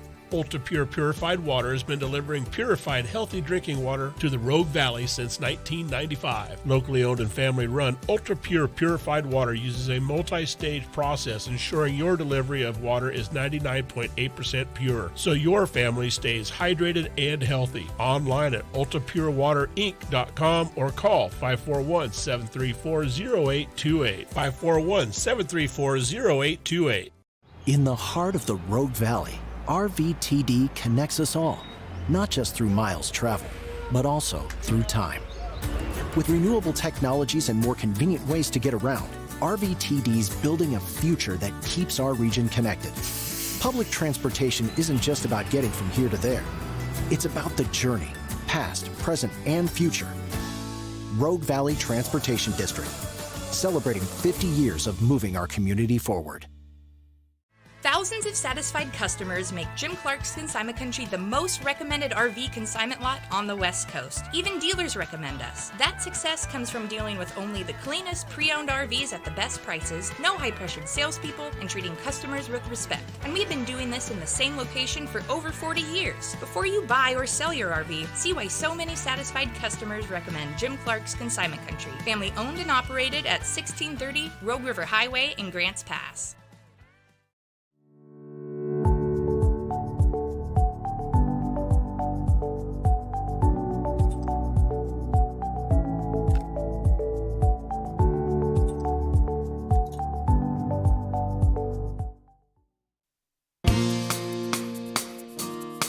Hi, good morning. 18 past the hour on a beautiful Thursday, better known as a Friday Eve, and warming up. Today will be in the high warm side. Tomorrow could touch hot, and then it starts to back down. So get ready for that. Well, this is a interesting story. As you know, our Oregon legislature is in session. They should sign a die here sometime soon. Couldn't get soon enough. That's mean when they quit and get out of there. Yeah. They open up the House door and the Senate door, and they How long are they in session? Well, they should be getting out of there sometime in June. So it all depends on budgeting and all that. It's kind of an interesting time. A lot of proposals that are out there. I mean, the only thing that makes Oregon bearable is a balanced budget. Okay, but it's how they balance it that gets a little wacky. Okay. Anyway, there was a law that came through the House and the Senate. It's called Senate Bill 951, and it's the latest effort to expand Oregon's prohibitions on corporation ownerships in local care providers. When large corporations and large corporate entities purchase clinics, they say they routinely see higher costs, worse patient outcomes, and increase in physician burnout with no improvements to the quality of what's going on in clinics. Now, I'm kind of mixed about this one. A lot of these clinics, I think, provide really great services. Okay, now, what they're saying is that they don't want large corporations to come in and buy them and consolidate them, or a hospital reach across the street and buy one, I guess. I have no idea how in the world you're going to enforce this. Yeah. And I don't know what it means. I mean, commerce being what it is, you know, when you got government sticking their nose in the business at this level, I don't know if this is good. What prompted this? Do you have any idea what's the issue? Well, the issue apparently is that some of these clinics that open up don't really make it, and so they get bought out by hospitals or other groups. And then they get run as corporations, what I call spreadsheet management. Okay. And so the personal care of what should take place kind of drops. Okay. Okay. I get it. There's the other trick in business. What do you do with your competitor? You buy them. Right. You absorb, yeah. And then take over. And then you dismantle them. Right. Oh, yeah. Yeah. And we've seen that all over the place. Sure. How many corporations here in Southern Oregon got bought out by somebody else and got dismantled? Yep. I'll leave some names out. Okay. But anyway, I'm not sure where this goes, but anyway, that's what's happening up there. Okay. And, so yesterday was an interesting day. Our office here is at the airport. And we are making big changes inside the Dove's facilities here to accommodate the fact that we're at an airport and noise is a factor. Okay? Yeah. But right outside that door over there were about 40 emergency vehicles yesterday with all their lights going and ready to go. Yeah. Well, on the other side of the airport, the east side of the airport, they did a simulated airplane crash. Now, there's a company out there that brings this simulated airplane in. They set it on fire. Wow. And so 15 local agencies use this as a training exercise. So the minute that thing got set on fire, all these agencies on this side of the airport rushed over there and did it. They actually had actors and actresses laying on the ground. No kidding. They had to go over there and treat them, put the fire out. It's really a tremendous training exercise. And so you recorded the spots that aired inside the terminal yesterday. Right, to avoid panic and confusion for passengers getting ready to go someplace, and they see these operations going on outside. Probably looked like a real disaster. It did, and so you recorded the audio that went over the loudspeaker at the airport yesterday. Warning them, this is just an exercise. This is an exercise. Right, don't panic. But very successful, and the only thing I can say is Airport Fire Chief Scott Hollingsworth and the entire team, everybody, this is really good stuff. Who shot all this footage? I don't know where they got that. This is nice. And imagine they get to use that plane over and they burn that plane over and over again? Yeah, I don't know how they do all that. That's cool. But I noticed they had right next to the side of it, they had a barbecue grill on fire. Did you notice that? In the very first part of that footage, it was weird because I saw flames coming out of an engine, and then over to the side I see this barbecue grill that looked like mine. It looked like something I've done before. Let's keep watching. Now keep going. See it up to the right. Now watch. Wait. There's the engine. Hold on. That's the engine. That's the engine. Yeah. Keep going. Keep going. Keep going. Where's the barbecue grill? I swear I saw a barbecue there. No, I think you saw the cowling of the engine. Is that what it was? Yeah. See, maybe it's just imprinted on my mind when I did that to my barbecue, and it went up in flames like that. No, you're hungry. I could have swore there was a barbecue grill there. I thought, wait a minute. No. Who parked that plane by a barbecue? Yeah. No, okay. No, this is really, and this company takes this plane all over. So I sit on the airport committee. So in order to get that here, it's really a kind of a neat deal because this is probably the highest quality training you can do. Okay, I got a question. So they haul that plane around. They put it on the back of like a lowboy flatbed and drive it up and down the freeway. Yeah. Can you imagine driving in a car and then seeing this charred planes remain coming by you? Wait a minute. Yeah. Well, anyway, I want to drive that truck. Yeah, there you go.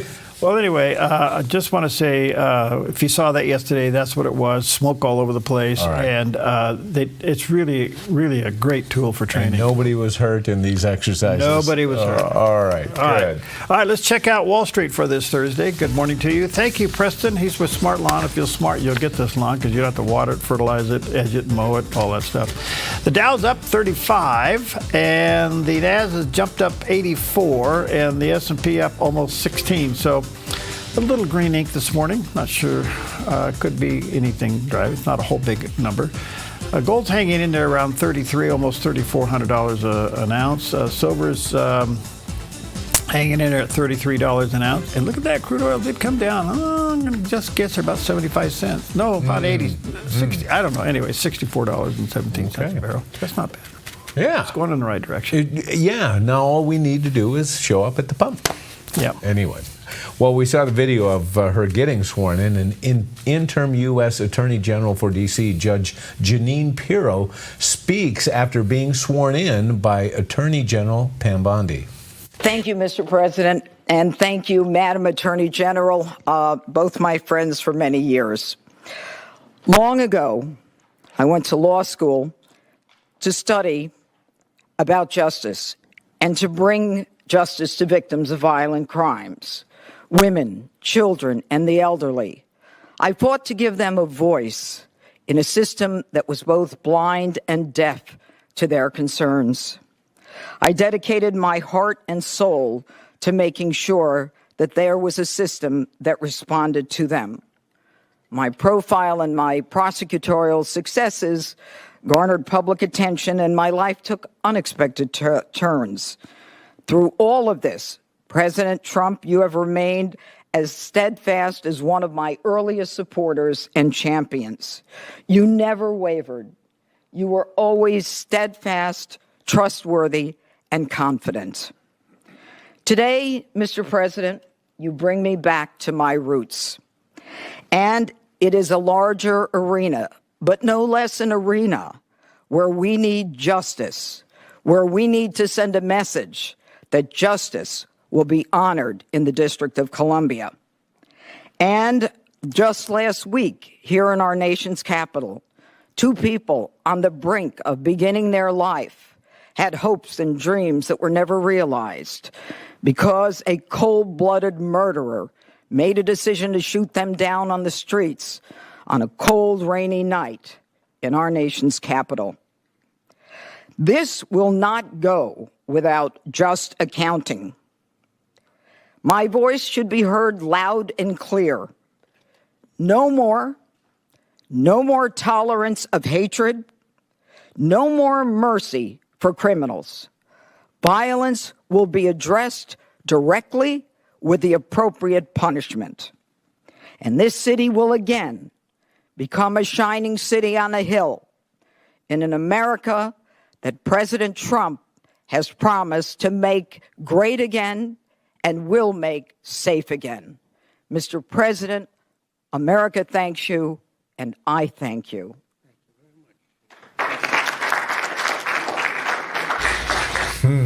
Wow. Okay, well, look, I got a funny feeling that they're managing this situation. Okay.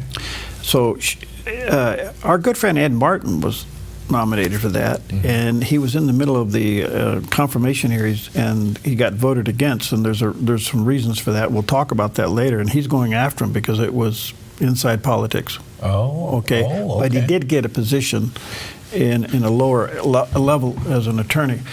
That's another story. Okay. So they point her in there. Okay. So she's in there as an interim.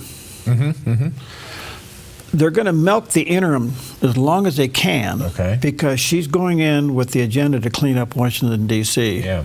Before they blow the whistle, she has to come back and go through confirmation. Okay, yeah. I can't help but think, I could be totally wrong, I can't help but think she's going to be the nominee, but right now she's the interim. Okay. And staying away from all of the baloney that you have to go through in confirmation hearing where they drill you to death. So how long she can be interim before she's forced to come back and become the actual candidate, I don't know what that timeline is. Brilliant move. Yeah. Really. So I think they're going to milk this a little bit. Don't you just feel confident when you hear her talk about what she's about, what she's going to do? Yeah. So what's going to be interesting is when her term is done, whether she serves it all the way out or just becomes the interim. Yeah. Is when she gets back on Fox on the 5. Yeah. And you start listening to her, what she learned inside. Yeah. Because right now she's privy to intelligence. Absolutely. Yeah. Very interesting. Yeah. Well, they'll never let us have intelligence clearing, I'll tell you that. That's right. So we eat. We'll be right back.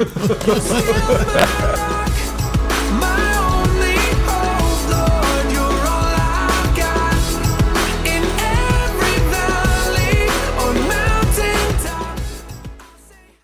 Your yard is where life happens, but it can be muddy and hard to maintain. Enjoy a maintenance-free artificial turf lawn all year round with Smart Lawn LLC. No mowing, no fertilizing, no watering.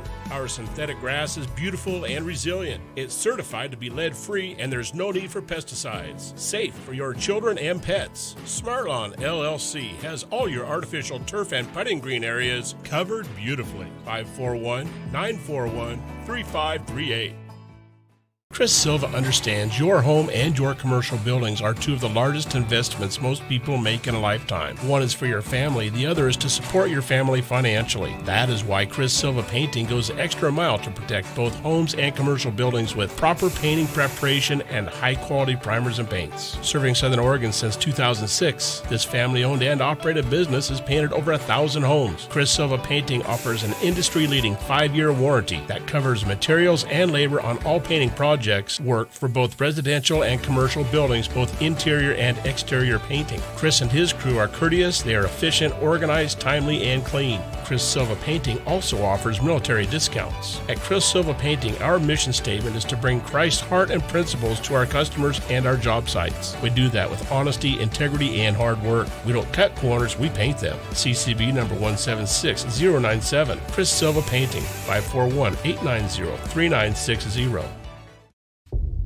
Romans 1:20 tells us God's power is revealed in creation.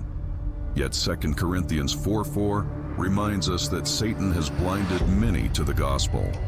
At the Life Outdoors, we've seen the truth of God, His eternal power and divine nature displayed in every mountain and stream. Follow along and let's wake the wild within. The mountains don't lie. Where there's truth, there's Jesus.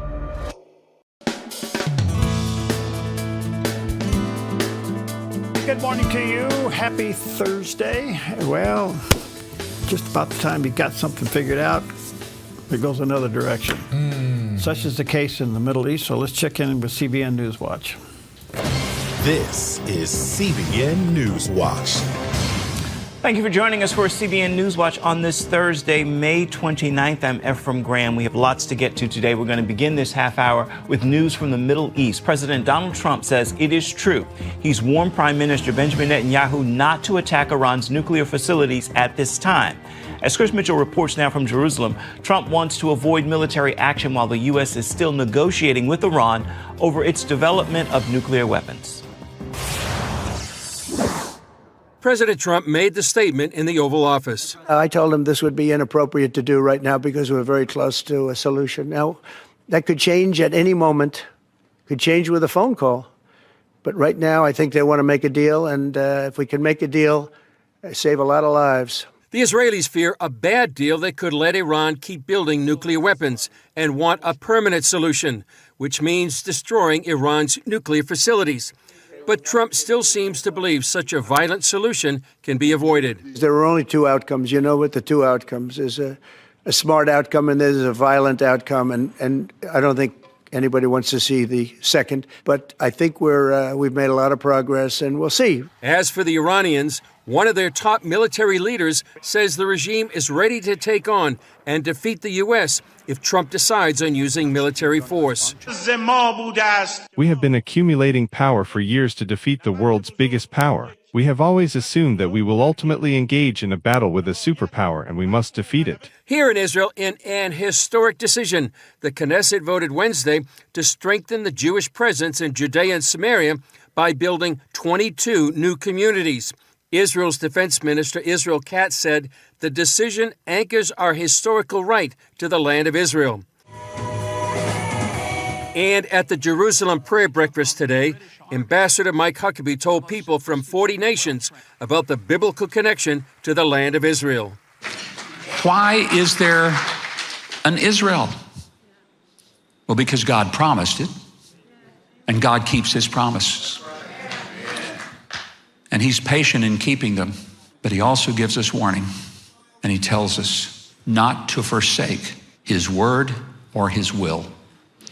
And we come today to remind all of ourselves that should we stand against God or his purpose, we will pay the consequences.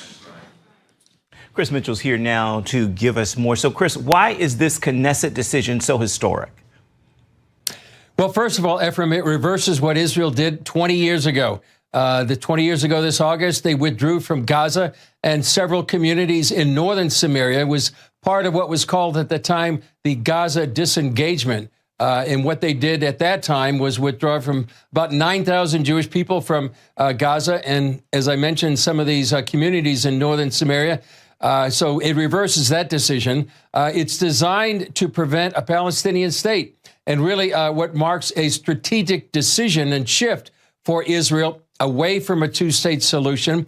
And one of the one of the members advocating this bill says the next step will be declaring sovereignty over what the world calls the West Bank and what is known here as the biblical heartland, Judea and Samaria. So it really is a mark to Israel reclaiming some of its biblical heartland against much of the opposition from the world and much of the world media.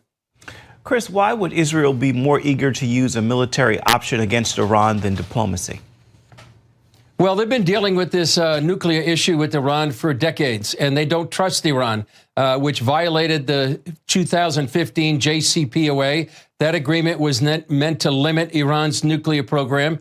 It didn't, and they believe that Iran is committed ideologically and theologically to have these nuclear weapons. And I would say geopolitically, they want to have a sort of a nuclear umbrella over the whole Middle East. And so Israel doesn't believe diplomacy is going to stop Iran, and they believe that the military option is really the only way to stop and destroy Iran's nuclear facilities. Now, they may be surprised by a deal that President Trump says may happen, but right now I believe they think military option is the only way to go forward.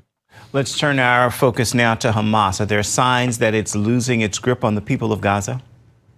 It really does seem that way, Ephraim. The new humanitarian aid plan seems to be working, and what that's doing is removing the control of Hamas over the population by just taking them away from depending on Hamas that steals much of the humanitarian aid that goes into Gaza. It also removes a source of income from Hamas. And also, just yesterday, there was a video of people that stormed a Hamas warehouse. Unfortunately, Hamas killed about 5 of those people, but hundreds of people took over this warehouse. It's a sign of weakening of the control of Hamas over the population. And we also have seen some demonstrations of people turning against Hamas. So it seems like perhaps there's cracks in the Hamas leadership. Certainly, most of the Hamas leadership has been eliminated. We'll see if the leaders that are left will be able to keep control over the population. Hey, okay, there you go. So much to consider there. So much, boy. Just keep praying. Pray for the peace of Jerusalem. Scripture tells us to do that. Amen. All right. Well, we pray for His peace. We pray for His tranquility. We pray for healing. Some of it's working. With a small system at the top of our region, today, northern Oregon and southern Washington, showers and low 70s in Vancouver, a chance of showers then mostly cloudy with a high near 71 in Portland, a chance of showers then partly sunny near 72 for Wilsonville and McMinnville. Moving down the Willamette Valley, a chance of showers then cloudy, clearing to partly sunny with daytime high temperatures in the low 70s for Salem, Albany, Corvallis, and Eugene with a light and variable wind. Pretty nice day across the central Oregon high desert with sunshine and daytime highs near 76 in Prineville, 75 in Bend and near 73 in Sun River, but sunny and hot over in Boise, Idaho with a high temperature near 94. Along the Oregon coast, a chance of showers then partly to mostly sunny in mid-60s for Coos Bay and Port Orford, becoming sunny in low 60s in Brookings and patchy fog in Crescent City, then mostly sunny and near 64. In southern Oregon, mostly sunny with daytime highs in the low to mid-80s for Grants Pass and Medford, sunny skies with daytime highs near 80 for Ashland and in Klamath Falls with lows in the low 50s. Into Northern California, mostly sunny and low to mid-80s in Wairika, sunny and hot in Redding and Chico with daytime highs near 96. In Sacramento, sunny with a high near 93 and a light northwest wind this afternoon.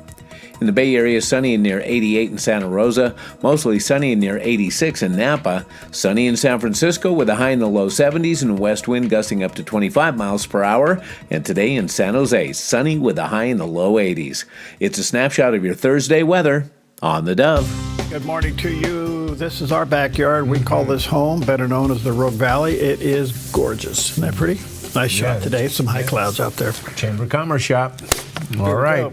Well, the turkey trot. What a scandalous dance. In fact, it was considered so scandalous that you could lose your job for doing it, as happened on this day in history.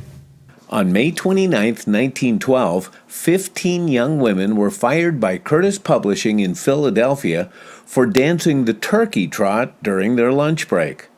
Danced to fast ragtime music, the turkey trot has been described as a simple and awkward dance that exploded around 1909 that allowed close personal contact, a wicked and scandalous, infamous and immoral, bawdy and obscene song and dance or act, corrupting the morals of the public and youth, and too filthy, obscene, and immoral to be indecency further described.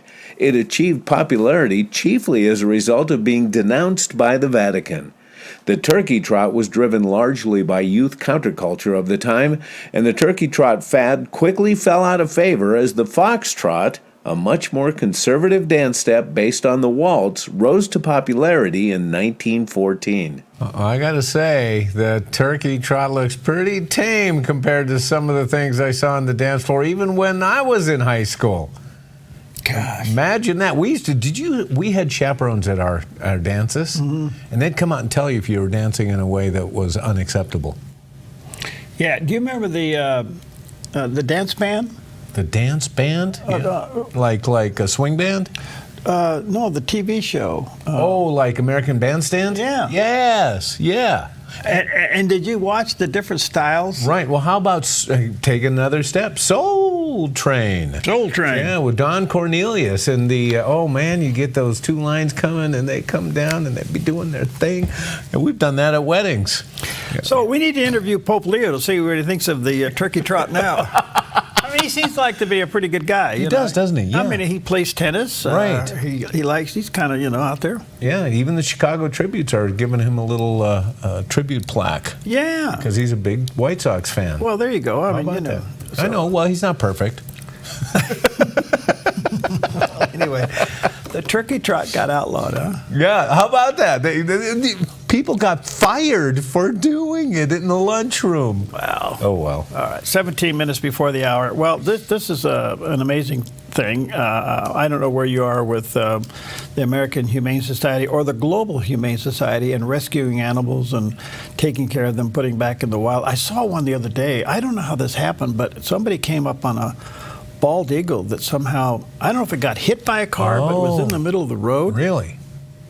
And they got out and they picked it up and took it into, Humane Society deal, and they worked on it and then released Really? it. Yeah, Well, that's bold, picking up a bald eagle.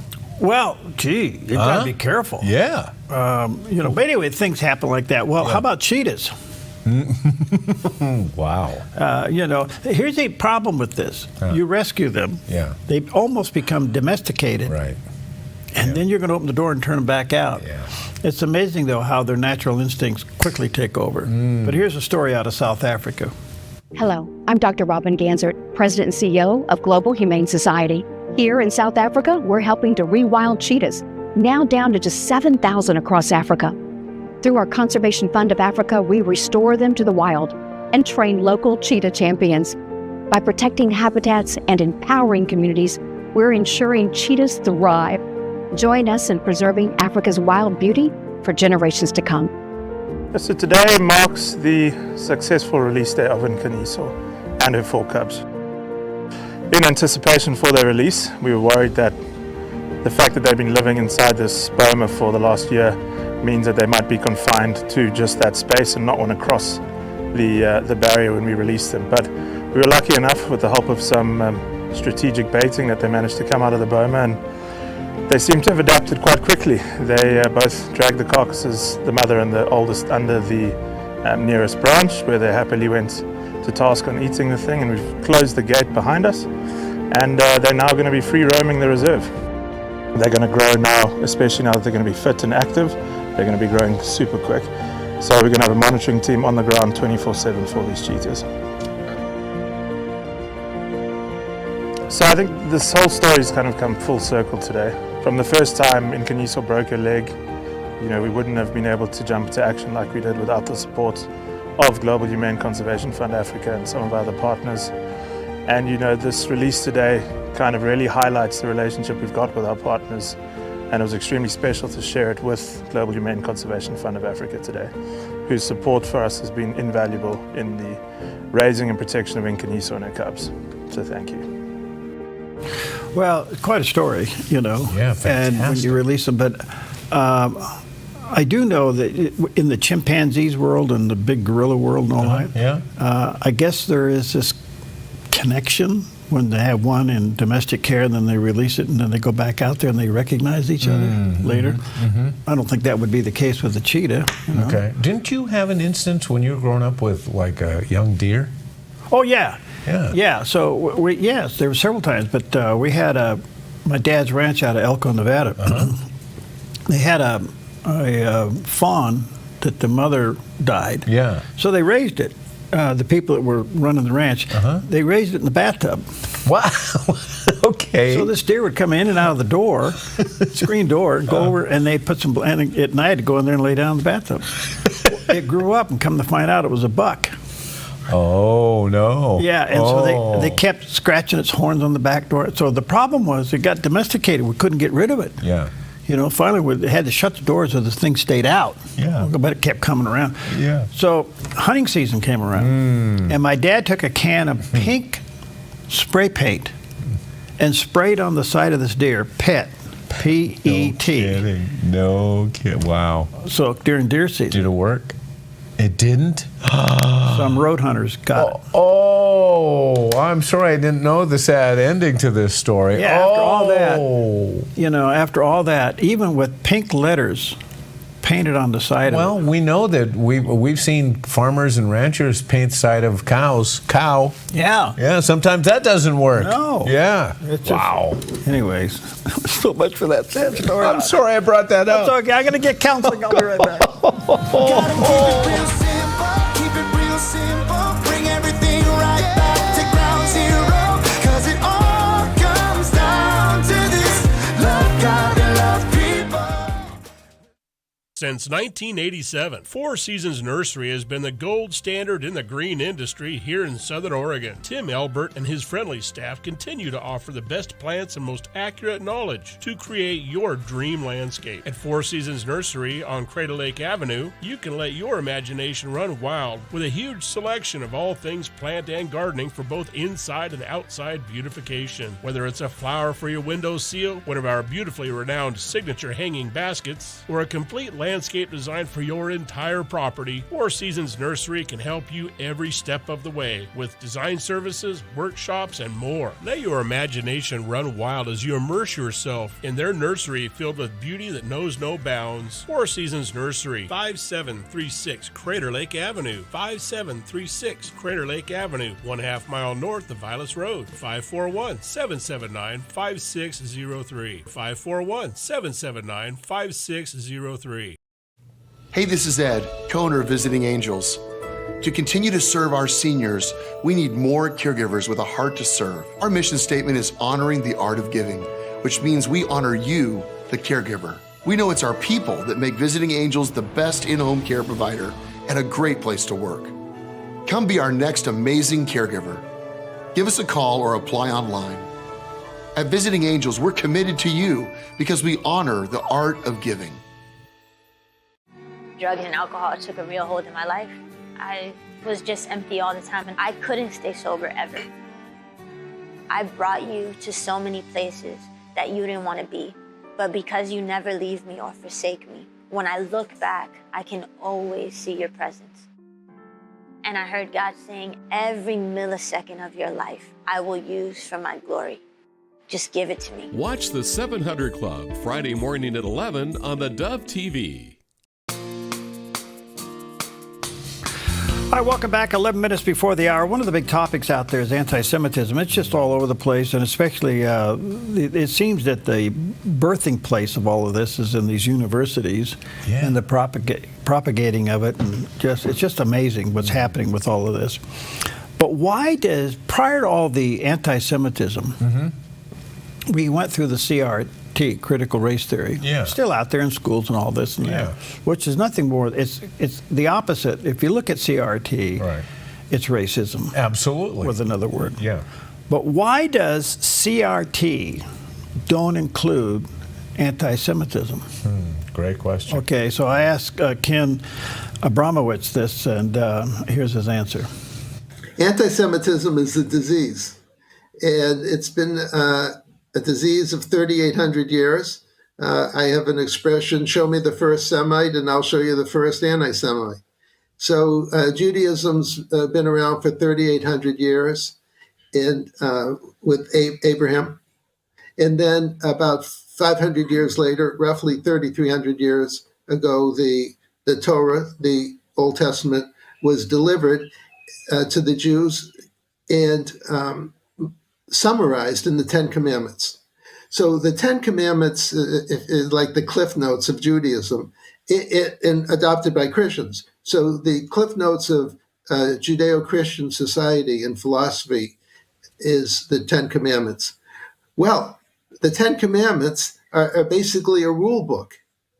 And at that time, the world was run by criminals, by pagans who didn't believe in one God. They believed in multiple gods, and they had no firm distinction between right and wrong. And so the Jews basically delivered a rule book. So can you imagine, pretend that you lived in biblical times, and every city, state, and country was run by a criminal organization, and you walk into the mayor or the governor or the king's office and say, Mr. Leading Official of our state, I want to show you the rule book. And the king says, and who are you? I mean, I'm the king. I write the rules, and I'm God, by the way, too. God sent me to be the king. And you show up with the Ten Commandments, and you tell me I'm supposed to read them and listen to them and abide by them? I don't think so. Get out of my office, or let me kill you, because I do not want your laws. And that's the beginning of anti-Semitism. Wow. So I'm going to have Robert Spencer on. I'm going to play that clip for him coming up a little bit later on. And he has the Jihad Watch, and we're doing a lot of work about the history of anti-Semitism. Is it a myth, or is it real? It is absolutely real, and you're right. It is being fostered on college campuses across our country. Yeah. This is sad. Yeah, there's another level of it that's called Reconstructionism. That's a whole other discussion. But it's believe it or not, anti-Semitism exists within Christianity. That's amazing. Yeah, it is. Yeah. That is. All right, well, Robert Spencer will be with us. Roland Warren will be with us. We got some good guests coming up in a few moments. All right. Well, this is interesting. An amazing relic from a sunken World War II ship has been found and returned to the Canadian government. A diver discovered the coveted ship's bell from a World War II Canadian naval vessel after it was missing on the shipwreck for 80 years. Dom Robinson, who's been diving and exploring shipwrecks for over 40 years, said people have spent 20 years searching for the bell on the HMCS Trentonian, which was sunk after being torpedoed by a German U-boat in 1945. The existence of the bell became a bit of a myth because no one had seen it since it was first dived, so Robinson was ecstatic to find it on his third dive of the wreck in late April. He spent several hours lugging it up from 69 meters below the surface of the sea near Cornwall, England. The 53-year-old from Portsmouth said there was a myth that the bell was down there. The first diver saw it and left it there for whatever reason, but since then, no one could find it. The experienced diver has found 2 other ship bells over the years, but couldn't believe it when he discovered this one.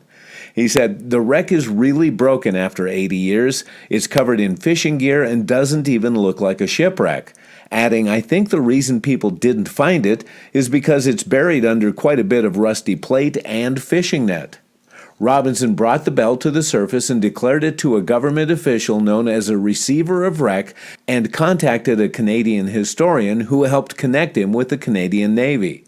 The bell was handed over to the Deputy Naval Attaché from the Canadian Embassy on May 12th in Plymouth and will be cleaned up to be displayed in a Navy museum in Canada. Interesting. Robinson added, he says, if you're going to pick one part of the ship that is its heart or soul, it would be the bell. It's the single item that defines and makes it that ship. Yeah. He got that one. Ding. Ding, ding, ding. Yep. All right, a couple of things going on. The president released all of the findings and the history of the findings of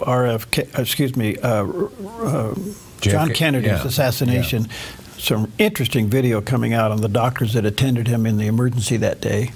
So we'll have some of that later. But the other one is, what about what really happened on January 6th? Oh, yeah. Okay, so a lot of controversy over this one. And looks like Kash Patel's about ready to release some shocking news about what really happened on January 6th. You know, it's interesting, too, that we're going to hear this. And I just, like the other day, was watching a video of Nancy Pelosi on that day. And she was talking about, we have to accept responsibility for this. We declined the National Guard. Where's the National Guard? It was like, so I'm curious, what else are we going to be shocked at here? Well, the other one's people that haven't seen the light of day since then, or the improperly incarcerated. Right. Okay. Great point. All right, Psalm 135, verse 21. Blessed is God from Zion, he who dwells in Jerusalem. Hallelujah. Amen to that. Bless the Lord today and enjoy some beautiful weather, warming up. And be careful, things are drying out there. Be careful out there.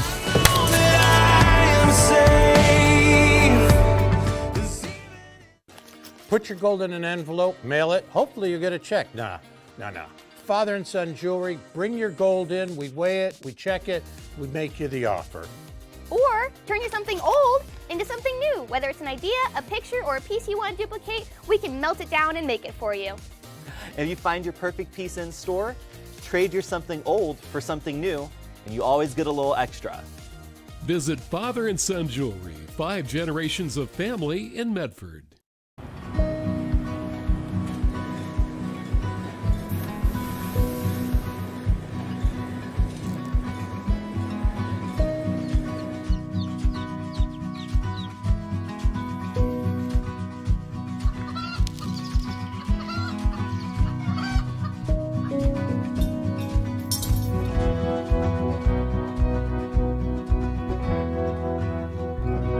Co-op, where big ideas grow.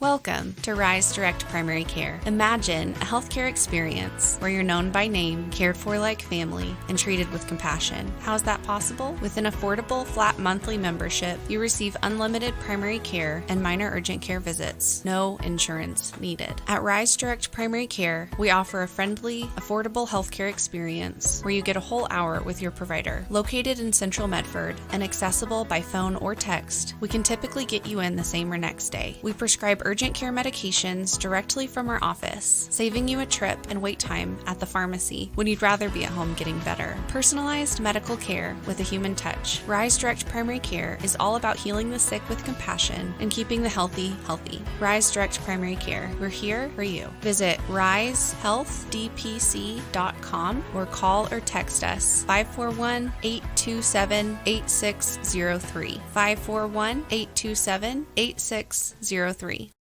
Want a great way to impact your day? Get theDove's The Word for You today, an excellent daily devotional that will leave you inspired, blessed, and closer to the Lord. It's free for you from the Dove TV. Go to thedove.us to get yours.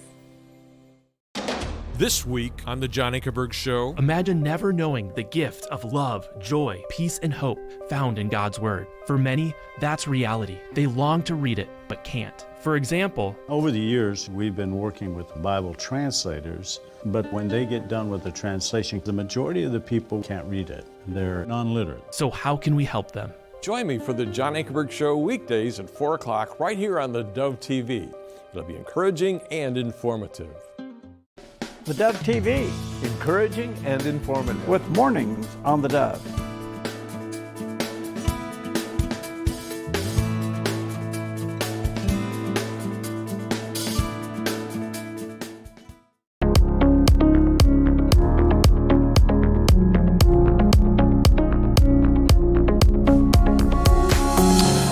Welcome to Focus Today. I'm your host, Perry Atkinson. As we said earlier, the whole subject of anti-Semitism is just across the news, and primarily here in the United States, showing up in some of these universities. And it's just amazing. You just kind of put your brain on tilt. What's this all about? Well, I am always honored when we have time to sit down with Robert Spencer. He's the director of Jihad Watch, and he's a Shulman Fellow at the David Horowitz Freedom Center. He's also the author of best-selling books such as The History of Jihad, The Palestinian Delusion, and Did Muhammad Exist? This is kind of like his last book. Oh, no, excuse me. His latest book is Anti-Semitism, History and Myth. There it is right there. There's the picture of that book. Robert does have a website, jihadwatch.org, jihadwatch.org. And there's the picture of the landing page. Robert, friend, always good to see you. How are you? Just great, Perry. Good to see you. Thank you. Thank you for your time. We value it greatly. I want to play a clip for you to kind of maybe set up a little conversation. I don't know if you saw this while you were waiting, but I had Kenneth Abramowitz on. I don't know if you know much about him. He's quite the historian. And I did ask him the question, why does CRT exclude anti-Semitism? And he said, well, you need to know the history of anti-Semitism. So let me play this clip, and I think it sets our conversation up. So I hope you had your coffee. Take a look. Anti-Semitism is a disease, and it's been a disease of 3,800 years. I have an expression, show me the first Semite, and I'll show you the first anti-Semite. So Judaism's been around for 3,800 years and with Abraham. And then about 500 years later, roughly 3,300 years ago, the Torah, the Old Testament, was delivered to the Jews and summarized in the Ten Commandments. So the Ten Commandments is like the Cliff Notes of Judaism, and adopted by Christians. So the Cliff Notes of Judeo-Christian society and philosophy is the Ten Commandments. Well, the Ten Commandments are basically a rule book. And at that time, the world was run by criminals, by pagans who didn't believe in one God. They believed in multiple gods, and they had no firm distinction between right and wrong.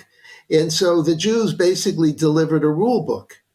So can you imagine, pretend that you lived in biblical times, and every city, state, and country was run by a criminal organization, and you walk into the mayor or the governor or the king's office and say, Mr. leading official of our state, I want to show you the rule book. And the king says, and who are you? I mean, I'm the king. I write the rules, and I'm God, by the way, too. God sent me to be the king. And you show up with the Ten Commandments, and you tell me I'm supposed to read them and listen to them and abide by them? I don't think so. Get out of my office, or let me kill you, because I do not want your laws. And that's the beginning of anti-Semitism. What do you think? Well, I think there's a lot to what he says. Absolutely. That it's certainly something that has always bothered the conscience of the world, that the Jews even exist. And it's interesting to note that some of the earliest manifestations of anti-Semitism, as I explain in the book, come from ancient Greeks before Christianity, who made up the idea that the Jews had secret practices that they had in the Holy of Holies, where the presence of God is. They actually had a donkey's head and all these things that had no basis in actual Jewish belief or practice. But it seemed to me that they were designed to undermine the Jews' universal claim to say that the one true God has spoken, and this is what the one true God has said, and that pertains to everyone, Jewish or non-Jewish. That is one of the big reasons why the Jews are so hated around the world to this day. I want to also, before we slip away too far here, I want to come back to something that was big in the news for a day. It's gone now, and that is the killing of that beautiful couple there at the Capitol Jewish Museum.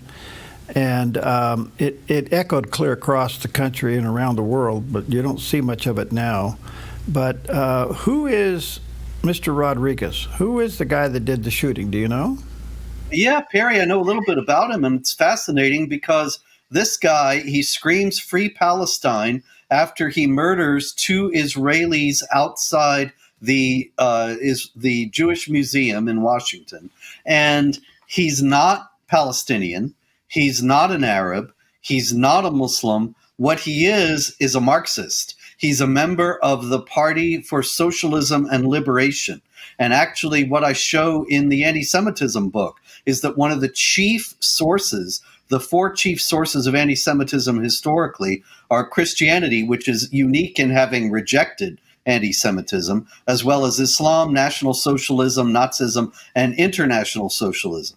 And International Socialism, I think, is very much misunderstood and overlooked as a source for anti-Semitism. But Elias Rodriguez actually embodies the idea that the International Socialists are collectivists. They want everybody to be the same in their mega socialist state.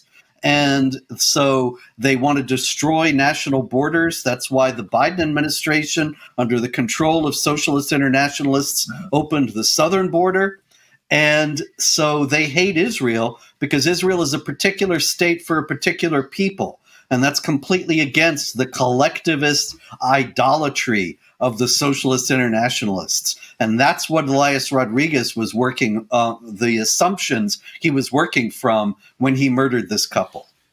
Is it true that he was radicalized at Chicago University? Yes, seems like it. And of course, that's no surprise because the universities all over the country now are not really institutions of higher learning at all anymore, but just centers of hard left indoctrination. Elias Rodriguez is Exhibit A. Okay. So anti-Semitism now is just front and center, right in front of us. It's in our face all over the place. How are other countries and world leaders handling this? Well, they're in total denial for the most part and completely cowardly about it. It's really terrible what's going on. You take, for example, in Britain, it's just ridiculous. It could not possibly be parodied. There was a Jewish demonstrator, a counter-protester at a pro-Hamas rally, and he was holding up a poster making fun of Hezbollah and showing the late leader of Hezbollah, Hassan Nasrallah, with his pager going off and beeping. And of course, this was a reference to Israel's famous operation taking out hundreds of Hezbollah operatives by exploding their pagers. And for making fun of Hezbollah in this way, this Jewish protester was actually arrested, while guys that are out there screaming that for the destruction of Israel and a new genocide of the Jews, the British police just passed them by. Whoa. Okay, we could camp there all day, but I want to go on. You published an article, I think just yesterday, about Tommy Robertson there in the UK and the interesting connection with Elon Musk. Update us on that one, Robert. Yeah, Tommy really is a martyr for the freedom of speech in the UK, which is on its last legs. Britain is in, and it's no exaggeration, Perry, it's in its last days as a free society, if it can even be called a free society at all. Tommy has been singular in calling attention to the Muslim rape gang activity, which has been rampant. Hundreds of thousands, no exaggeration, hundreds of thousands of British girls have been victimized and their lives destroyed by these gangs. And the British authorities looked the other way because they didn't want to be called racist and Islamophobic. Tommy was virtually alone in calling attention to that. For that, he's been hounded and persecuted by the British government. He was just released yesterday, but he's going to go back to court next week. Once again, he's been consistently jailed for things that other people would get light sentences or no sentences at all for. It's very clear that the British government wants to destroy him. They want to make an example of him for calling attention to these things that they'd rather sweep under the rug. So what's the connection to Elon? Elon called attention to the Muslim rape gang activity when the British government was looking the other way, as they did for years on end. And Elon made it into a big international issue for the very first time and forced the British government to reopen some old inquiries that had been closed and to start some new ones to try to come to some honest resolution about all this. And so Tommy publicly thanked Elon Musk yesterday for doing all this, because it also brought attention to how the British government has been hounding and persecuting him for being the guy standing out and talking about these issues. Wow. Do you think Parliament, Robert, can survive by allowing the coexistence of pockets of Sharia law? There's no way.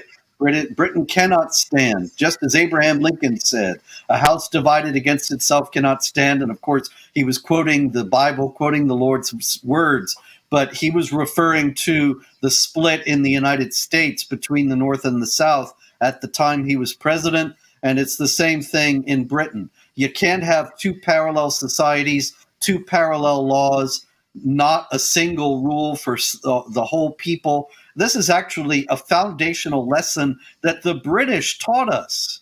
It was the Magna Carta in the year 1215, signed by King John of England, that ended the practice of having the nobles have one law and they were free from other laws that the commoners had to follow. There was going to be henceforth one law for all people. Now Britain is retreating from that. That's the very basis of what makes for a free society, that you don't have special classes that have special laws that other people that don't apply to other people. And so Britain is now retreating from what made it one of the leading lights and pioneers of free societies in the world. Do you think the average Brit understands this? No, because they're miseducated. They're told all the time that it's racist and Islamophobic to question these things. So most of them are completely complacent about what's going on or intimidated into silence. What about France? Are they in the same trouble? Yeah, France is very much in the same boat. Macron, as a matter of fact, the president of France, was just handed the other day a report about Muslim Brotherhood activity and infiltration in France, and he immediately downplayed it and said, let's not be hysterical here. This is an exaggeration, because he needs the Muslim vote. And indeed, he would not have been elected president the last time if it hadn't been for the Muslim vote. But the problem is that the Muslim vote and Macron are in favor of open borders, of bringing in large numbers of Muslims. It's not that Muslims are bad people or something like that, but when you have people who believe in Islamic law and think that it's the only legitimate law and that it's superior to the law of the land, that's just a recipe for societal upheaval. And that's what France is bringing upon itself, as well as Britain. I just don't think we in the West understand that conviction and that position in life, that when you're dealing with a monarchy versus what we have over here, a republic democracy, we can't wrap our head around the fact that one ideology rules everything. That's right. And so we have no idea really of the threat of Sharia, because it is all-encompassing and it covers every aspect of life. But probably if people have heard of it at all in the United States, they think of it as Islamic religious law, like Catholic canon law for marriages and things like that don't apply to people outside the faith. And yet Sharia does pertain to non-Muslims and actually mandates their second-class status in a society ruled by the hegemony of Islamic law. So this is something that would destroy America as a free society, as it is already in the process of destroying Britain, France, Germany, and Sweden. One more quick question, Robert, before I take a break. With all of the controversy and the fanning of the flame of anti-Semitism on college campuses, are these pristine universities going to survive this? Well, ultimately not. Ultimately there's no way that they can sustain it. But the fall will not come for a while, because even if Trump succeeds in cutting off the federal funding and some judge doesn't reverse it all, as is likely to happen, then they've got billions of dollars in endowments, most American universities today. So they can survive for quite a long time while continuing to be the radioactive centers of leftist indoctrination that they are today. All right. Let me take a quick break. Check out Robert's website, jihadwatch.org. Support his organization, jihadwatch.org. Check out his latest book, Anti-Semitism, History and Myth. Right there is a picture of the cover of the book. We'll take a quick break. We'll be right back. Looking for the perfect RV adventure? Team Toner's got you covered from homes to homes on wheels. Discover unbeatable deals only at American RV in Southern Oregon. Finding that next great series to binge watch is fun, but your neck, shoulders, and body don't count that as me time.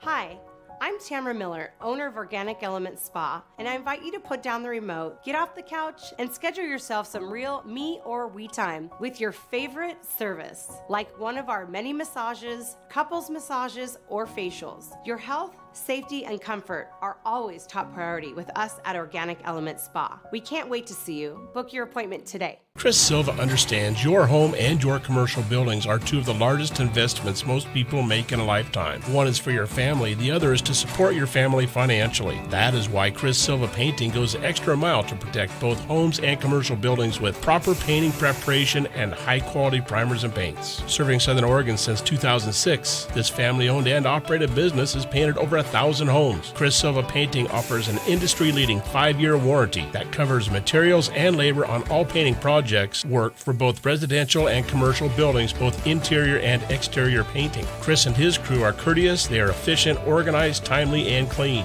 Chris Silva Painting also offers military discounts. At Chris Silva Painting, our mission statement is to bring Christ's heart and principles to our customers and our job sites. We do that with honesty, integrity, and hard work. We don't cut corners, we paint them. CCB number 176097. Chris Silva Painting, 541-890-3960.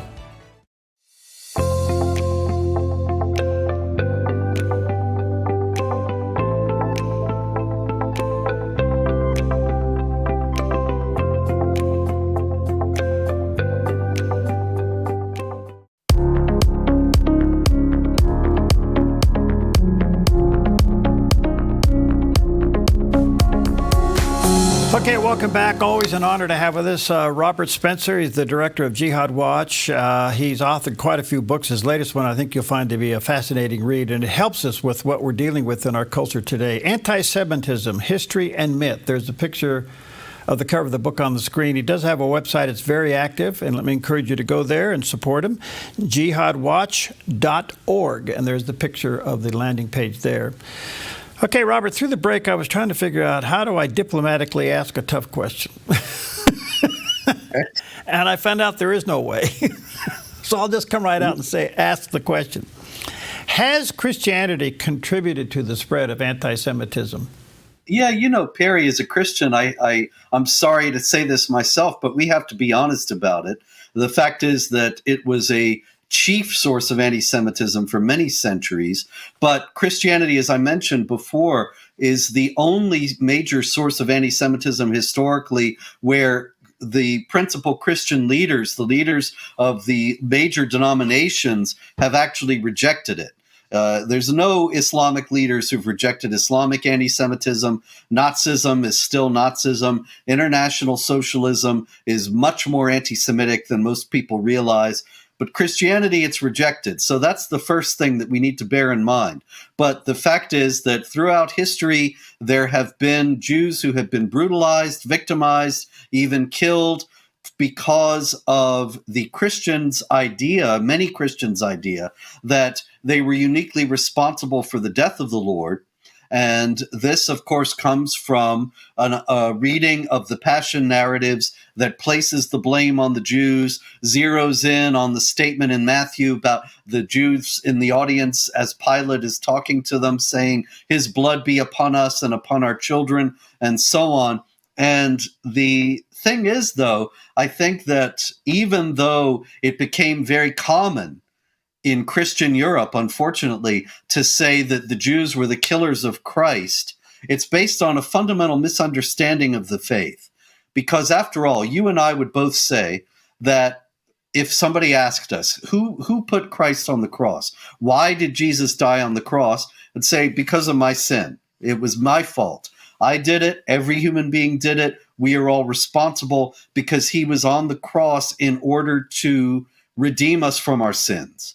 And so that seems to me to be completely contradictory to the idea that the Jews did it, because if it's the fault of the Jews and it's this terrible thing that happened, then how is it that everyone's sin put him on the cross? It's either the Jews or everyone. And so if we're going to talk about his universal salvific act in bearing our sins upon the cross, then that in itself cancels out the possibility of saying the Jews are responsible. And so it seems to me Christian anti-Semitism is fundamentally incoherent and contradictory to the basic tenets of the faith across all the denominations and sects. And that's why it's been rejected. That's probably one of the best explanations I've ever heard, Robert, because you just knocked in the head Reconstructionism. Well, that's the whole idea, yeah. If we have these kinds of theological concepts within Christianity, then we have to recognize that they're not compatible with the universal redemption. And so that's the end of Christianity altogether. So why isn't there more of a genuine expression to Jews from major denominations, i.e. the Orthodox Church, the Catholic Church?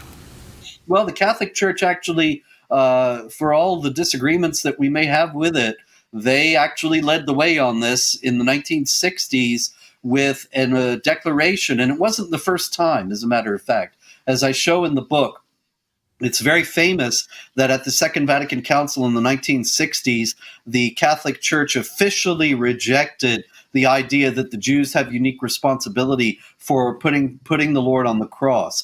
But this was actually something that they were repeating from the Council of Trent in the middle of the 1500s. And yet, even after the Council of Trent, there were many Catholics who continued to repeat this. We have to acknowledge that after the Second Vatican Council, that has been much less true, and that Christian anti-Semitism has considerably receded and declined in the last part of the 20th century and the beginning of the 21st, at least until the advent of all this new anti-Semitism from the likes of Candace Owens and Tucker Carlson and such. Wow. Building upon your knowledge there, let me step into the spiritual just for a moment. We see something very spiritual happening with Israel. It's being attacked from all sides. Its only strong ally is us right now, the United States. There seems to be some daylight appearing between Trump and Netanyahu, or that could be just response from the media. What's your assessment today? Well, you know, Perry, I always have Ezekiel 38 in the back of my mind, and the idea that there will be an eschatological moment when Israel is completely isolated.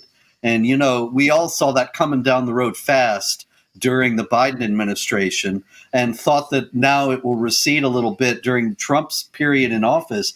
And now Trump, for whatever reason, is also distancing himself from Israel. Now, I did see yesterday him speaking, and he did seem to be contradicting some of the more lurid media reports, saying that the order or the request to Netanyahu not to attack Iran right now was just a tactical thing and a temporary delay in light of the ongoing negotiations. And it was not some turning against Israel. And so that was encouraging to see. But I am afraid that it is going to work out that way ultimately. But this, of course, will be in the Lord's time, and it will be a difficult period. But in the end, of course, we know that the good will triumph. So, is this delay really ongoing negotiation, or could it possibly be internal preparation? It could be.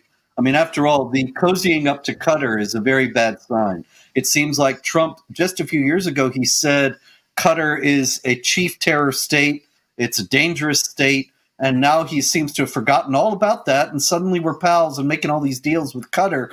Well, what happened to the fact that they had the Hamas guys there on October 7th celebrating the attacks, and that they're still sheltering some of the surviving Hamas leaders? Why isn't Trump saying anything about that? It remains disquieting, and I'm hoping that ultimately it will be sorted out, and the president will make abundantly clear that he is not retreating from the U.S. alliance with Israel. Right now, it's not entirely clear. Do you think Israel still goes at it alone against Iran? I mean, the clock is no longer ticking. They're at the line, from what I understand. There's no longer time here. It's there. I think they're going to have to, just like they did with Saddam Hussein's nuclear facilities in Iraq, and there were others, and the world condemned them. But then a few years later came around, and all these heads of state were thanking Israel for taking out this dangerous nuclear program. I suspect that's what we're going to see with Iran as well. So I'm not trying to be fearful here or warmongering, but it appears to me you got Putin totally out of control there with Ukraine, running the risk of all that diplomacy blowing up. You've got China kind of on bended knee economically, and you got Iran over here with the nuke. If those three band together, we have World War III. Yeah. Well, that's a very real possibility, and it can't be discounted. I don't want to sound all doom and gloom myself, but Perry, we have to face the reality. Iran has been working with Russia for years. China has numerous partners in the Islamic world and would love to get in on the action in that regard. And so it could easily happen. It could all too easily happen. That actually might be one reason why Trump told Netanyahu to hold up. There were some indications that I saw that there were concerns in Washington, in the administration, about this becoming a global conflict, and that could be nuclear Armageddon right there. At the same time, he's also proven one thing President Trump has, that the power of the tariff, which is really a restriction against these companies, he could increase sanctions of both Russia and China and cripple them economically, which kind of disengages them from the triangle, doesn't it? Yeah, absolutely. And it's already happening with China. I think that it should happen with Russia. As a matter of fact, yesterday, Putin was saying, hey, you got to remove these sanctions. They're killing us. And I thought, well, you just gave us the indication of what we ought to do next in order to stop your belligerent activities. Yeah, interesting. Robert, you always give us time. Thank you, brother. Good to see you. Thank you. Keep up the good work. Let me say to our viewers and listeners, check out his latest book, Anti-Semitism, The History and the Myth. There's the picture of the cover. And check out his website. Support him, jihadwatch.org. Thank you, Robert. God bless you, friend. Stay in the fight. You too, Terry. Thanks so much. You bet.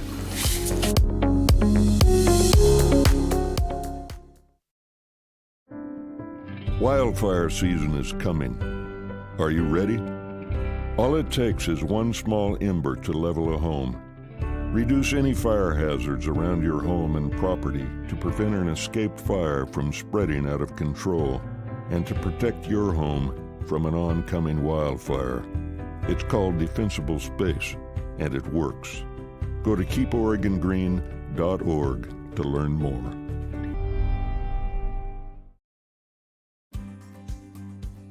Stewardship begins with the knowledge that nothing belongs to us, but everything belongs to the Lord. This helps us to run a business not in the fear of lack, but in the assurance of His care and provision. Such a perspective eliminates the drive to sell and replaces it with a heart that says serve.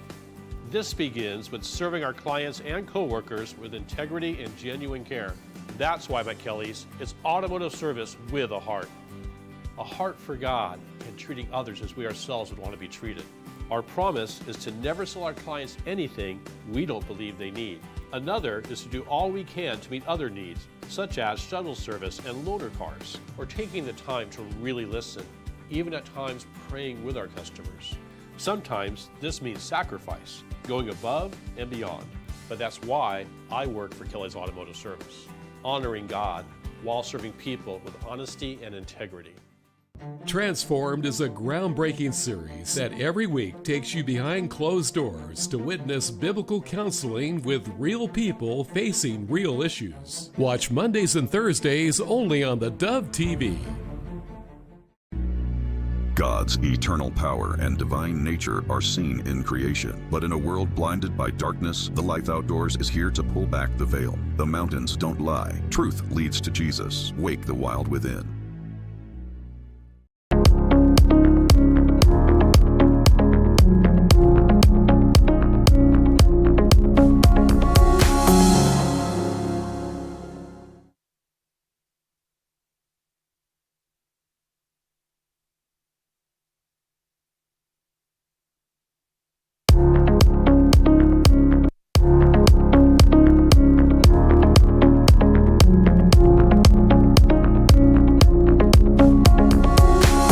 Welcome back, and always a delight to have with us Mark Meckler. Mark is just a special friend and really on top of everything. He's one of I call a frontline warrior.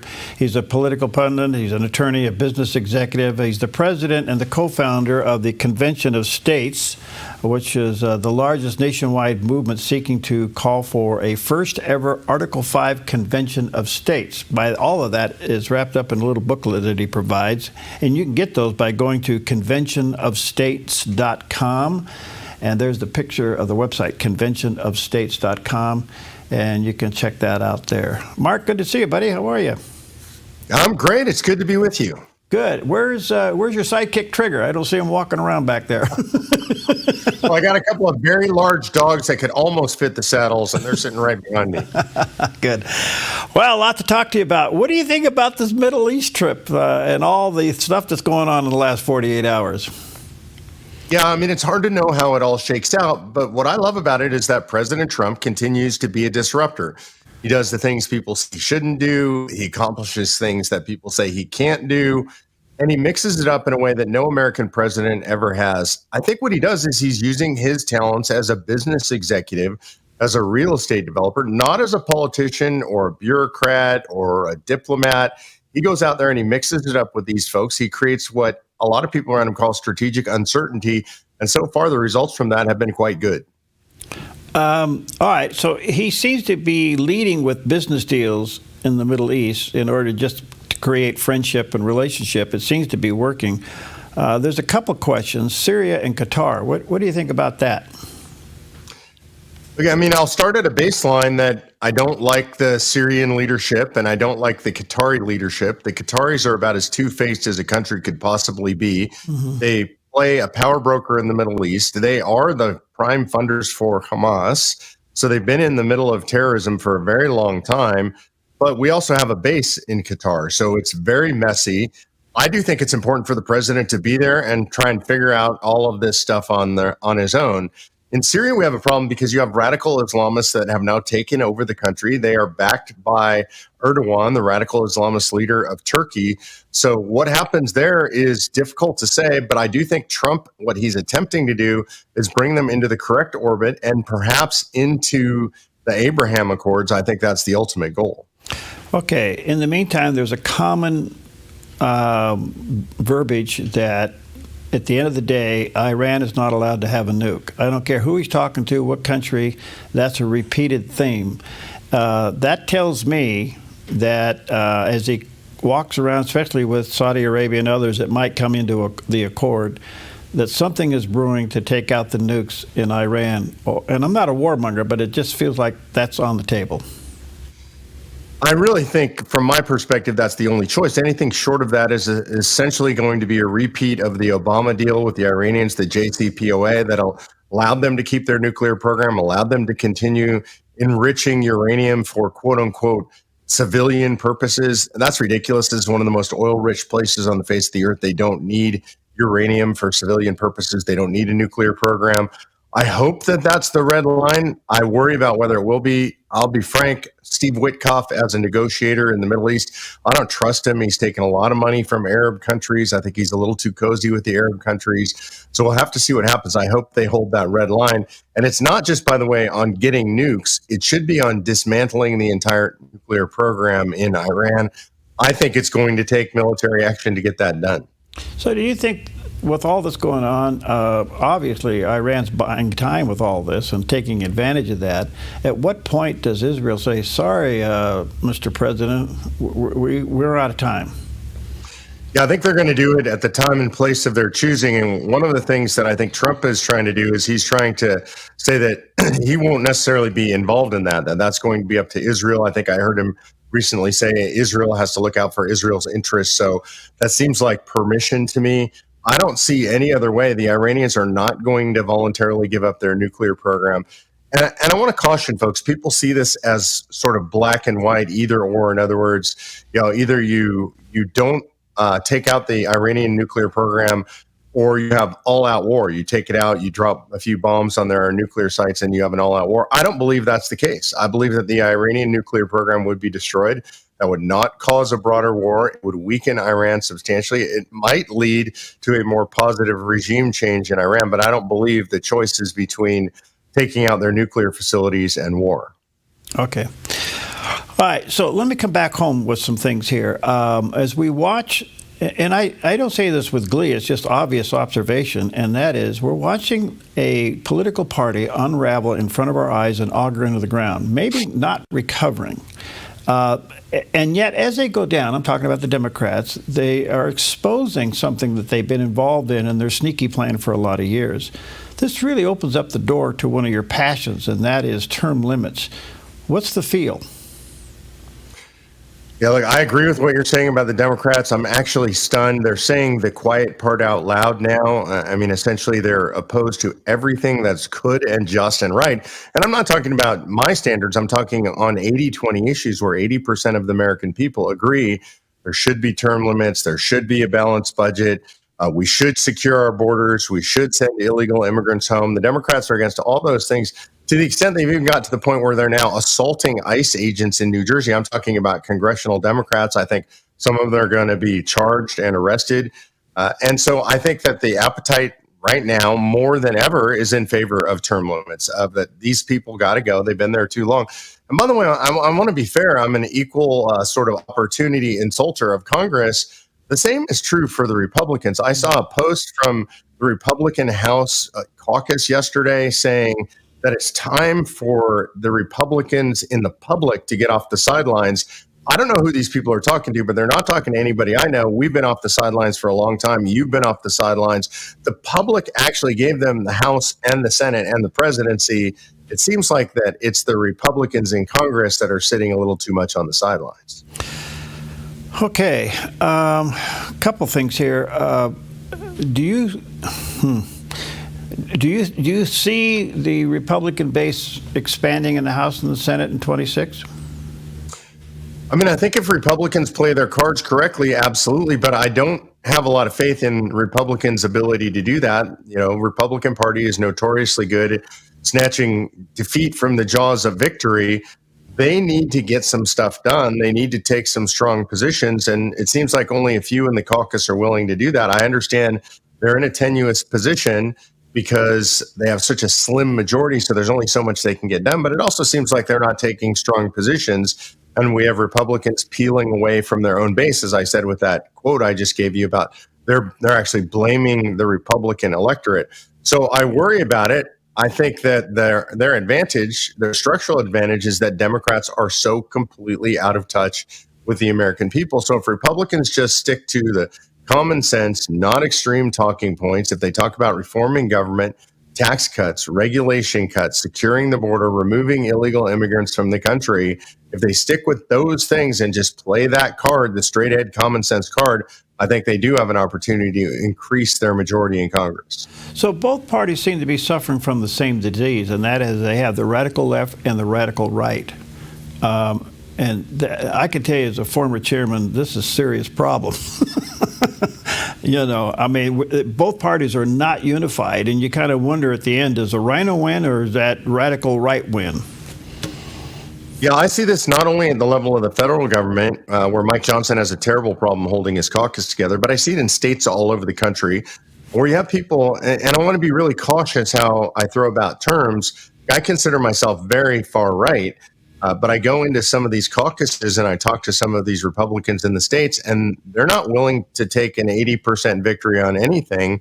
It's 100% or nothing, and anybody who is in the 20% on any issue becomes a rhino.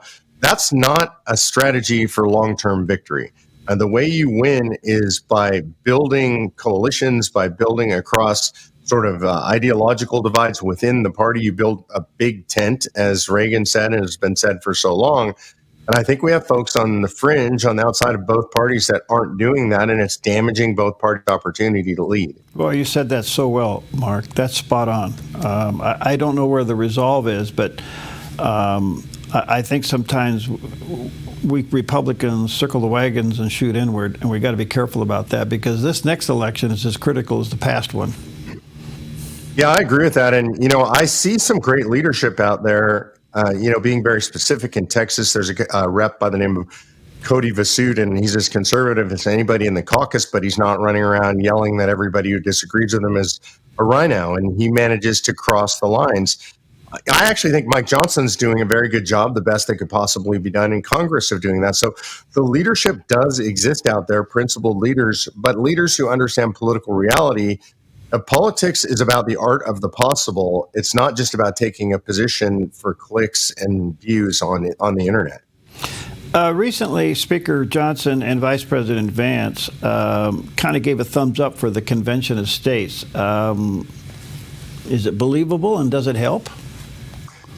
Yeah, look, I think we've been really blessed. I can't take any credit for this whatsoever. I mean, God has blessed us in the sense that if you look at the administration right now, the people in the administration supporting Convention of States, it's astounding. There's like an entire scaffolding inside the admin. J.D. Vance is a supporter. Caroline Leavitt is a supporter. Ag Secretary Brooke Rollins, SecDef Pete Hegseth, Mike Huckabee. So they're just spread throughout the very high levels of the federal government. Of course, in Congress, you have Mike Johnson, who's the Speaker of the House. We didn't plan for any of this. It's just, 11 years of hard work, getting supporters who rise up through the levels of government. So I do think it helps our position. I was actually in Washington, D.C., meeting with a bunch of folks last week, and I think there is an appetite growing within Washington, D.C. for those who want permanent reform to move forward with the call for a Convention of States. All right, so in this next election, I remember this by experience, and that is having candidates in the 2026 midterm sign a declaration of term limits.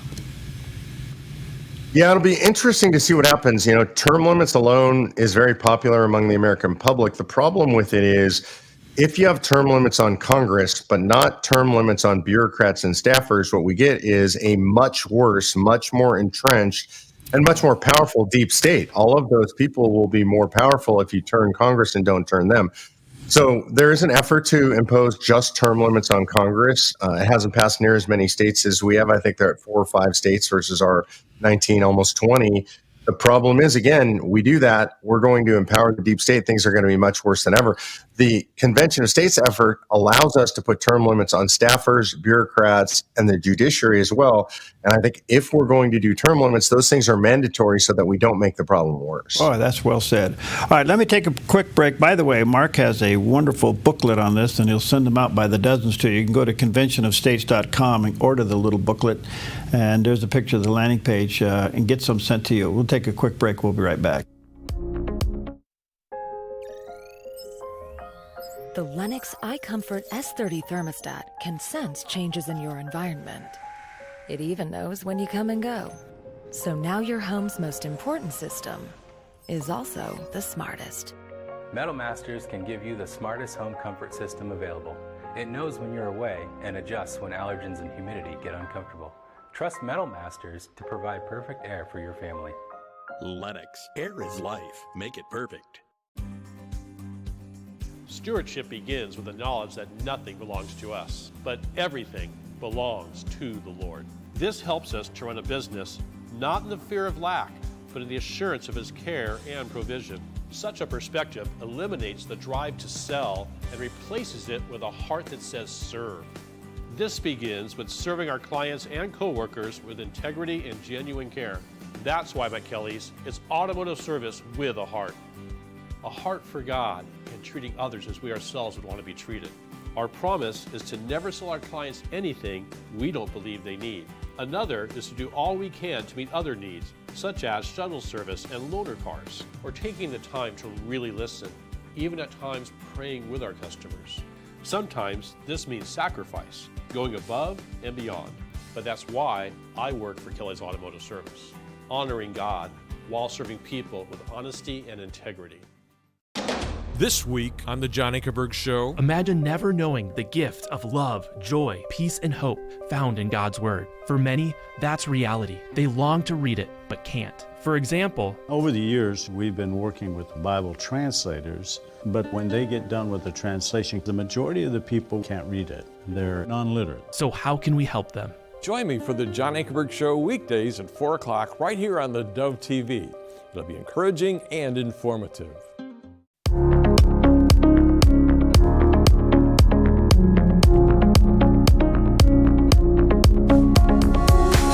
Okay, welcome back. Always an honor to have with us Mark Meckler. He's a political analysis attorney and business executive. He's also the president and the co-founder of the Convention of States. He does have a website where you can go to conventionofstates.com and order up a bunch of the booklets called the Article 5 Convention States right there. All right, back to Mark. By the way, Mark, I have to tell you this, the last segment we did, you were being preempted by Trigger in the back, sitting on his back on all four in the legs. Sticking up in the air. He does that from time to time. Dog lover, I get it. Good stuff.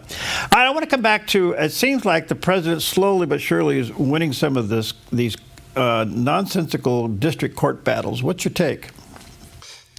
This is a very interesting fight. The district courts don't have the authority granted to them by statute, by the Supreme Court. I mean, there's no way, not by Congress, to do the things they've been doing. And so I think this is an important political fight, legal fight, balancing between the branches that actually has to take place in America.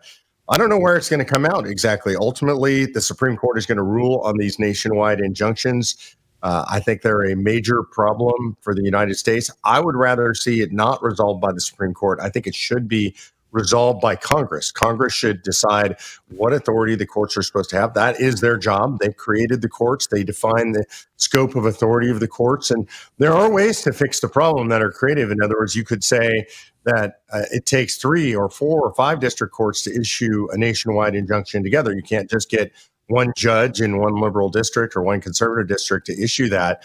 It requires more consensus than that. There needs to be a fix. I'm not convinced the Supreme Court is the right place for that. Okay, so to unpack that a little bit more, from what I understand, the Congress does have the authority to look at the jurisdiction of the courts and the authority of the court. But the measure of the case itself could get appealed to the Supreme Court. In other words, the specifics of the case could go to the Supreme Court, but the authority and the district jurisdiction of the court can be regulated by Congress. Right? Yeah, both of those things are correct. Yeah. And to add a little bit of nuance, I mean, the Supreme Court can fill in if Congress doesn't. The Supreme Court has authority over the district courts and can set or limit their jurisdiction to some extent. And so that's what I'm saying. The Supreme Court could step in, could say, hey, we've never given authority. Congress has never given authority for this. So you don't have authority to do these nationwide injunctions. But I think more nuance would be found in a congressional approach. And that would be my preference. Well, it would be codified more solidly if it went through Congress than going to a court that eventually could get overturned. Yeah, I agree with that. I just think it's a more solid way to do it. And it's really the constitutional way to do it. This is what the framers intended. The odd part is that the framers didn't intend much about the courts. They didn't have a lot of experience with the federal court system. The Constitution creates only a Supreme Court, such other courts as Congress shall decide. So there really wasn't much of a framework then. We've sort of made it up as we went along. This is a problem that's arisen that's going to have to be dealt with. I actually think the best method is in Congress, but right now it doesn't look like Congress is going to do much of anything about it. Okay. In the meantime, the president continues to win these things. Let me ask you this. Everybody's arguing, I say everybody, the left is arguing that these people aren't given, the deportees are not given, due process. And they quote the article that says all peoples. and that has to be defined. Is it your opinion that all peoples is all peoples, or is it all citizens of the United States? Yeah, I would kind of go with the broader definition and say all peoples. I think the question is, what is due process? And if you look at the words, due process is the process that is due under the circumstances. And that's supposed to take into account the totality of all circumstances. I'll give you a very specific example. I've seen it calculated that with 20 million illegal immigrants in the country, if we were to do a 5-minute hearing for each of those illegal immigrants, you would look at over 200 years to do hearings for each of those illegal immigrants. Obviously, that's not possible, plain and simple. So that cannot be the process that's due. And so it is up to governments to decide, our federal government to decide what process is due. And then that can be fought out in the courts. But due process is a very smoky concept, and it is always situational. So I think when people say it is or it isn't due process, they have to look at the circumstances. There is no hard and fast standard. Is there a forfeiting of the due process when you illegally came in and you broke the laws while you're here before you were given supposedly due process? Generally in this country, we've always provided some measure of due process to anybody that's inside our borders. This has been true under Republican administrations and Democrat administrations. But again, I think the question you pose goes to, well, what process is due? And I think at the very least, you can say very radically expedited removal from the country is the process that you are due. And that doesn't necessarily mean you sit in front of a magistrate or even an immigration official. It could be simply they file paperwork against you. You could object with paperwork and somebody looks at it and stamps deport on it. And that, in my opinion, would be legitimate due process. Okay. There's a lot of things going in the right direction, but there still seems to be a moral decay in our country. It's alarming in some ways. I mean, in a lot of ways, but I mean, in some areas, it's becoming alarming. As a believer, how do you balance this? I mean, you're involved in this ugly fight, and at the same time, you're trying to stay clean. No wonder you have big dogs behind you. For me, Perry, I'm always a glass half full guy. I've been wired that way, but I came to faith. I was saved at 51 years old. I'm 63 now, so I'm a slow learner, but I came to faith and was radically saved. And so my perspective is I know how the story ends. I know who prevails. I know that I've been saved by grace. I know that good news is available to anybody out there who wants to accept salvation. I also know that I have a duty to be in the fight. And in the end, it's not up to me who wins the fight. I don't even know what victory looks like, to be honest with you. It's really up to the Lord who wins and what victory looks like. And the most specific example I can give you, we just had, which is Easter and the resurrection. We go through the crucifixion, which I'm sure to the apostles looked like the end and the worst thing that could possibly happen. And yet it was the beginning of the greatest chapter in all of human history because the crucifixion led to the salvation. So when I look at the situation and say things look dark, I don't know what the Lord is doing. I don't know the Lord's plans. I have to be completely reliant on and obedient to whatever the Lord has in mind. And I just follow along and smile because I do know the end of the story. Yeah, it's beautifully said. Today is the 77th birthday of Israel. It's pretty significant, don't you think? Yeah, not only significant, but an actual miracle. And I think I hear this all the time from people, miracles were only for biblical times, and we don't see the great miracles any longer in the modern era. I don't know where folks get that in scripture, but I do hear this even from believers. And the reality is, if you look at the reconstitution of the state of Israel, the people of Israel returning to the Holy Land in the modern era after thousands of years of exile, that is an extraordinary miracle. And if you look at the history of the country of Israel since its inception, the wars that it's fought against all odds, the way they are surrounded by millions of people who hate them and would like to eradicate them, the way that they've been able to overcome all those odds in what are seemingly impossible war situations, Israel is a modern day miracle. And I look to it for inspiration and guidance constantly. And I have a special attachment. I'm a Jewish Christian. Both sides of my family are Jewish. And so for me, Israel is absolutely the Holy Land as both a Christian and a bloodline Jew. Wow, well said. So let me ask you this quickly as we head towards the end here. Israel is like you said, it's a miracle that it still exists today and all the things that are going on. And we seem to be supporting Israel a whole lot better than the previous administration. Do you see any daylight between America and Israel today? I mean, I see a lot of daylight between Democrats and Israel. I mean, it seems now at this point, the majority of Democrats are anti-Israel. Certainly the majority of Democrats in Congress are anti-Israel. They're attacking John Fetterman, a powerful Democrat senator, because he's pro-Israel. That's the main reason. So, yeah, I think we've come to a point in our country. Unfortunately, it used to be Democrats and Republicans were united in their support of Israel, but we have a schism in this country. So I worry about this. At the federal government level, I think Trump is a wholehearted Israel supporter. He's not always going to do what Israel wants. It's very important to remember that we are the United States of America. Those are our interests. We are America first. But our interests are well aligned with Israel. And so I think at the federal government level today, there's a lot of alignment. But out in the public, and certainly with the Democratic Party, there is a major schism that has developed. Yeah. Are you surprised at the rise of anti-Semitism? I'm not only surprised, Perry, this is the first time in my life as a Jew that I feel threatened in my own country. I mean, I know there's always been anti-Semitism out there. There will always be idiots who have one form of racial bias or another, and I've heard it in my lifetime.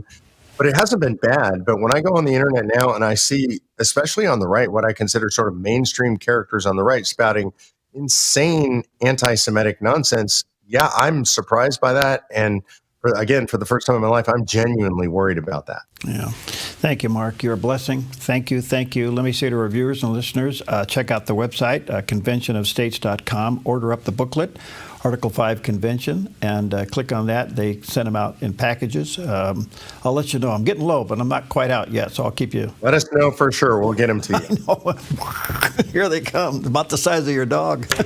Exactly. Thank you, Mark. You're just an inspiration. Thanks for what you do, and stay in the fight, buddy. Guaranteed. By the way, these are the dogs in the background. That's Winston and Doc. Winston and Doc. Yeah, Doc is the black and white one who matches the couch. Winston is brown and white, and they are both Great Danes. Okay. Winston's 120 pounds and only 7 months old, so I'm not sure what I'm getting myself into. Oh, man. So you buy dog food by the ton? Pretty much, yeah. We have the dump truck deliver it on the front porch. All right, good stuff. Thanks, Mark. God bless you, pal. God bless you, Perry. Thanks.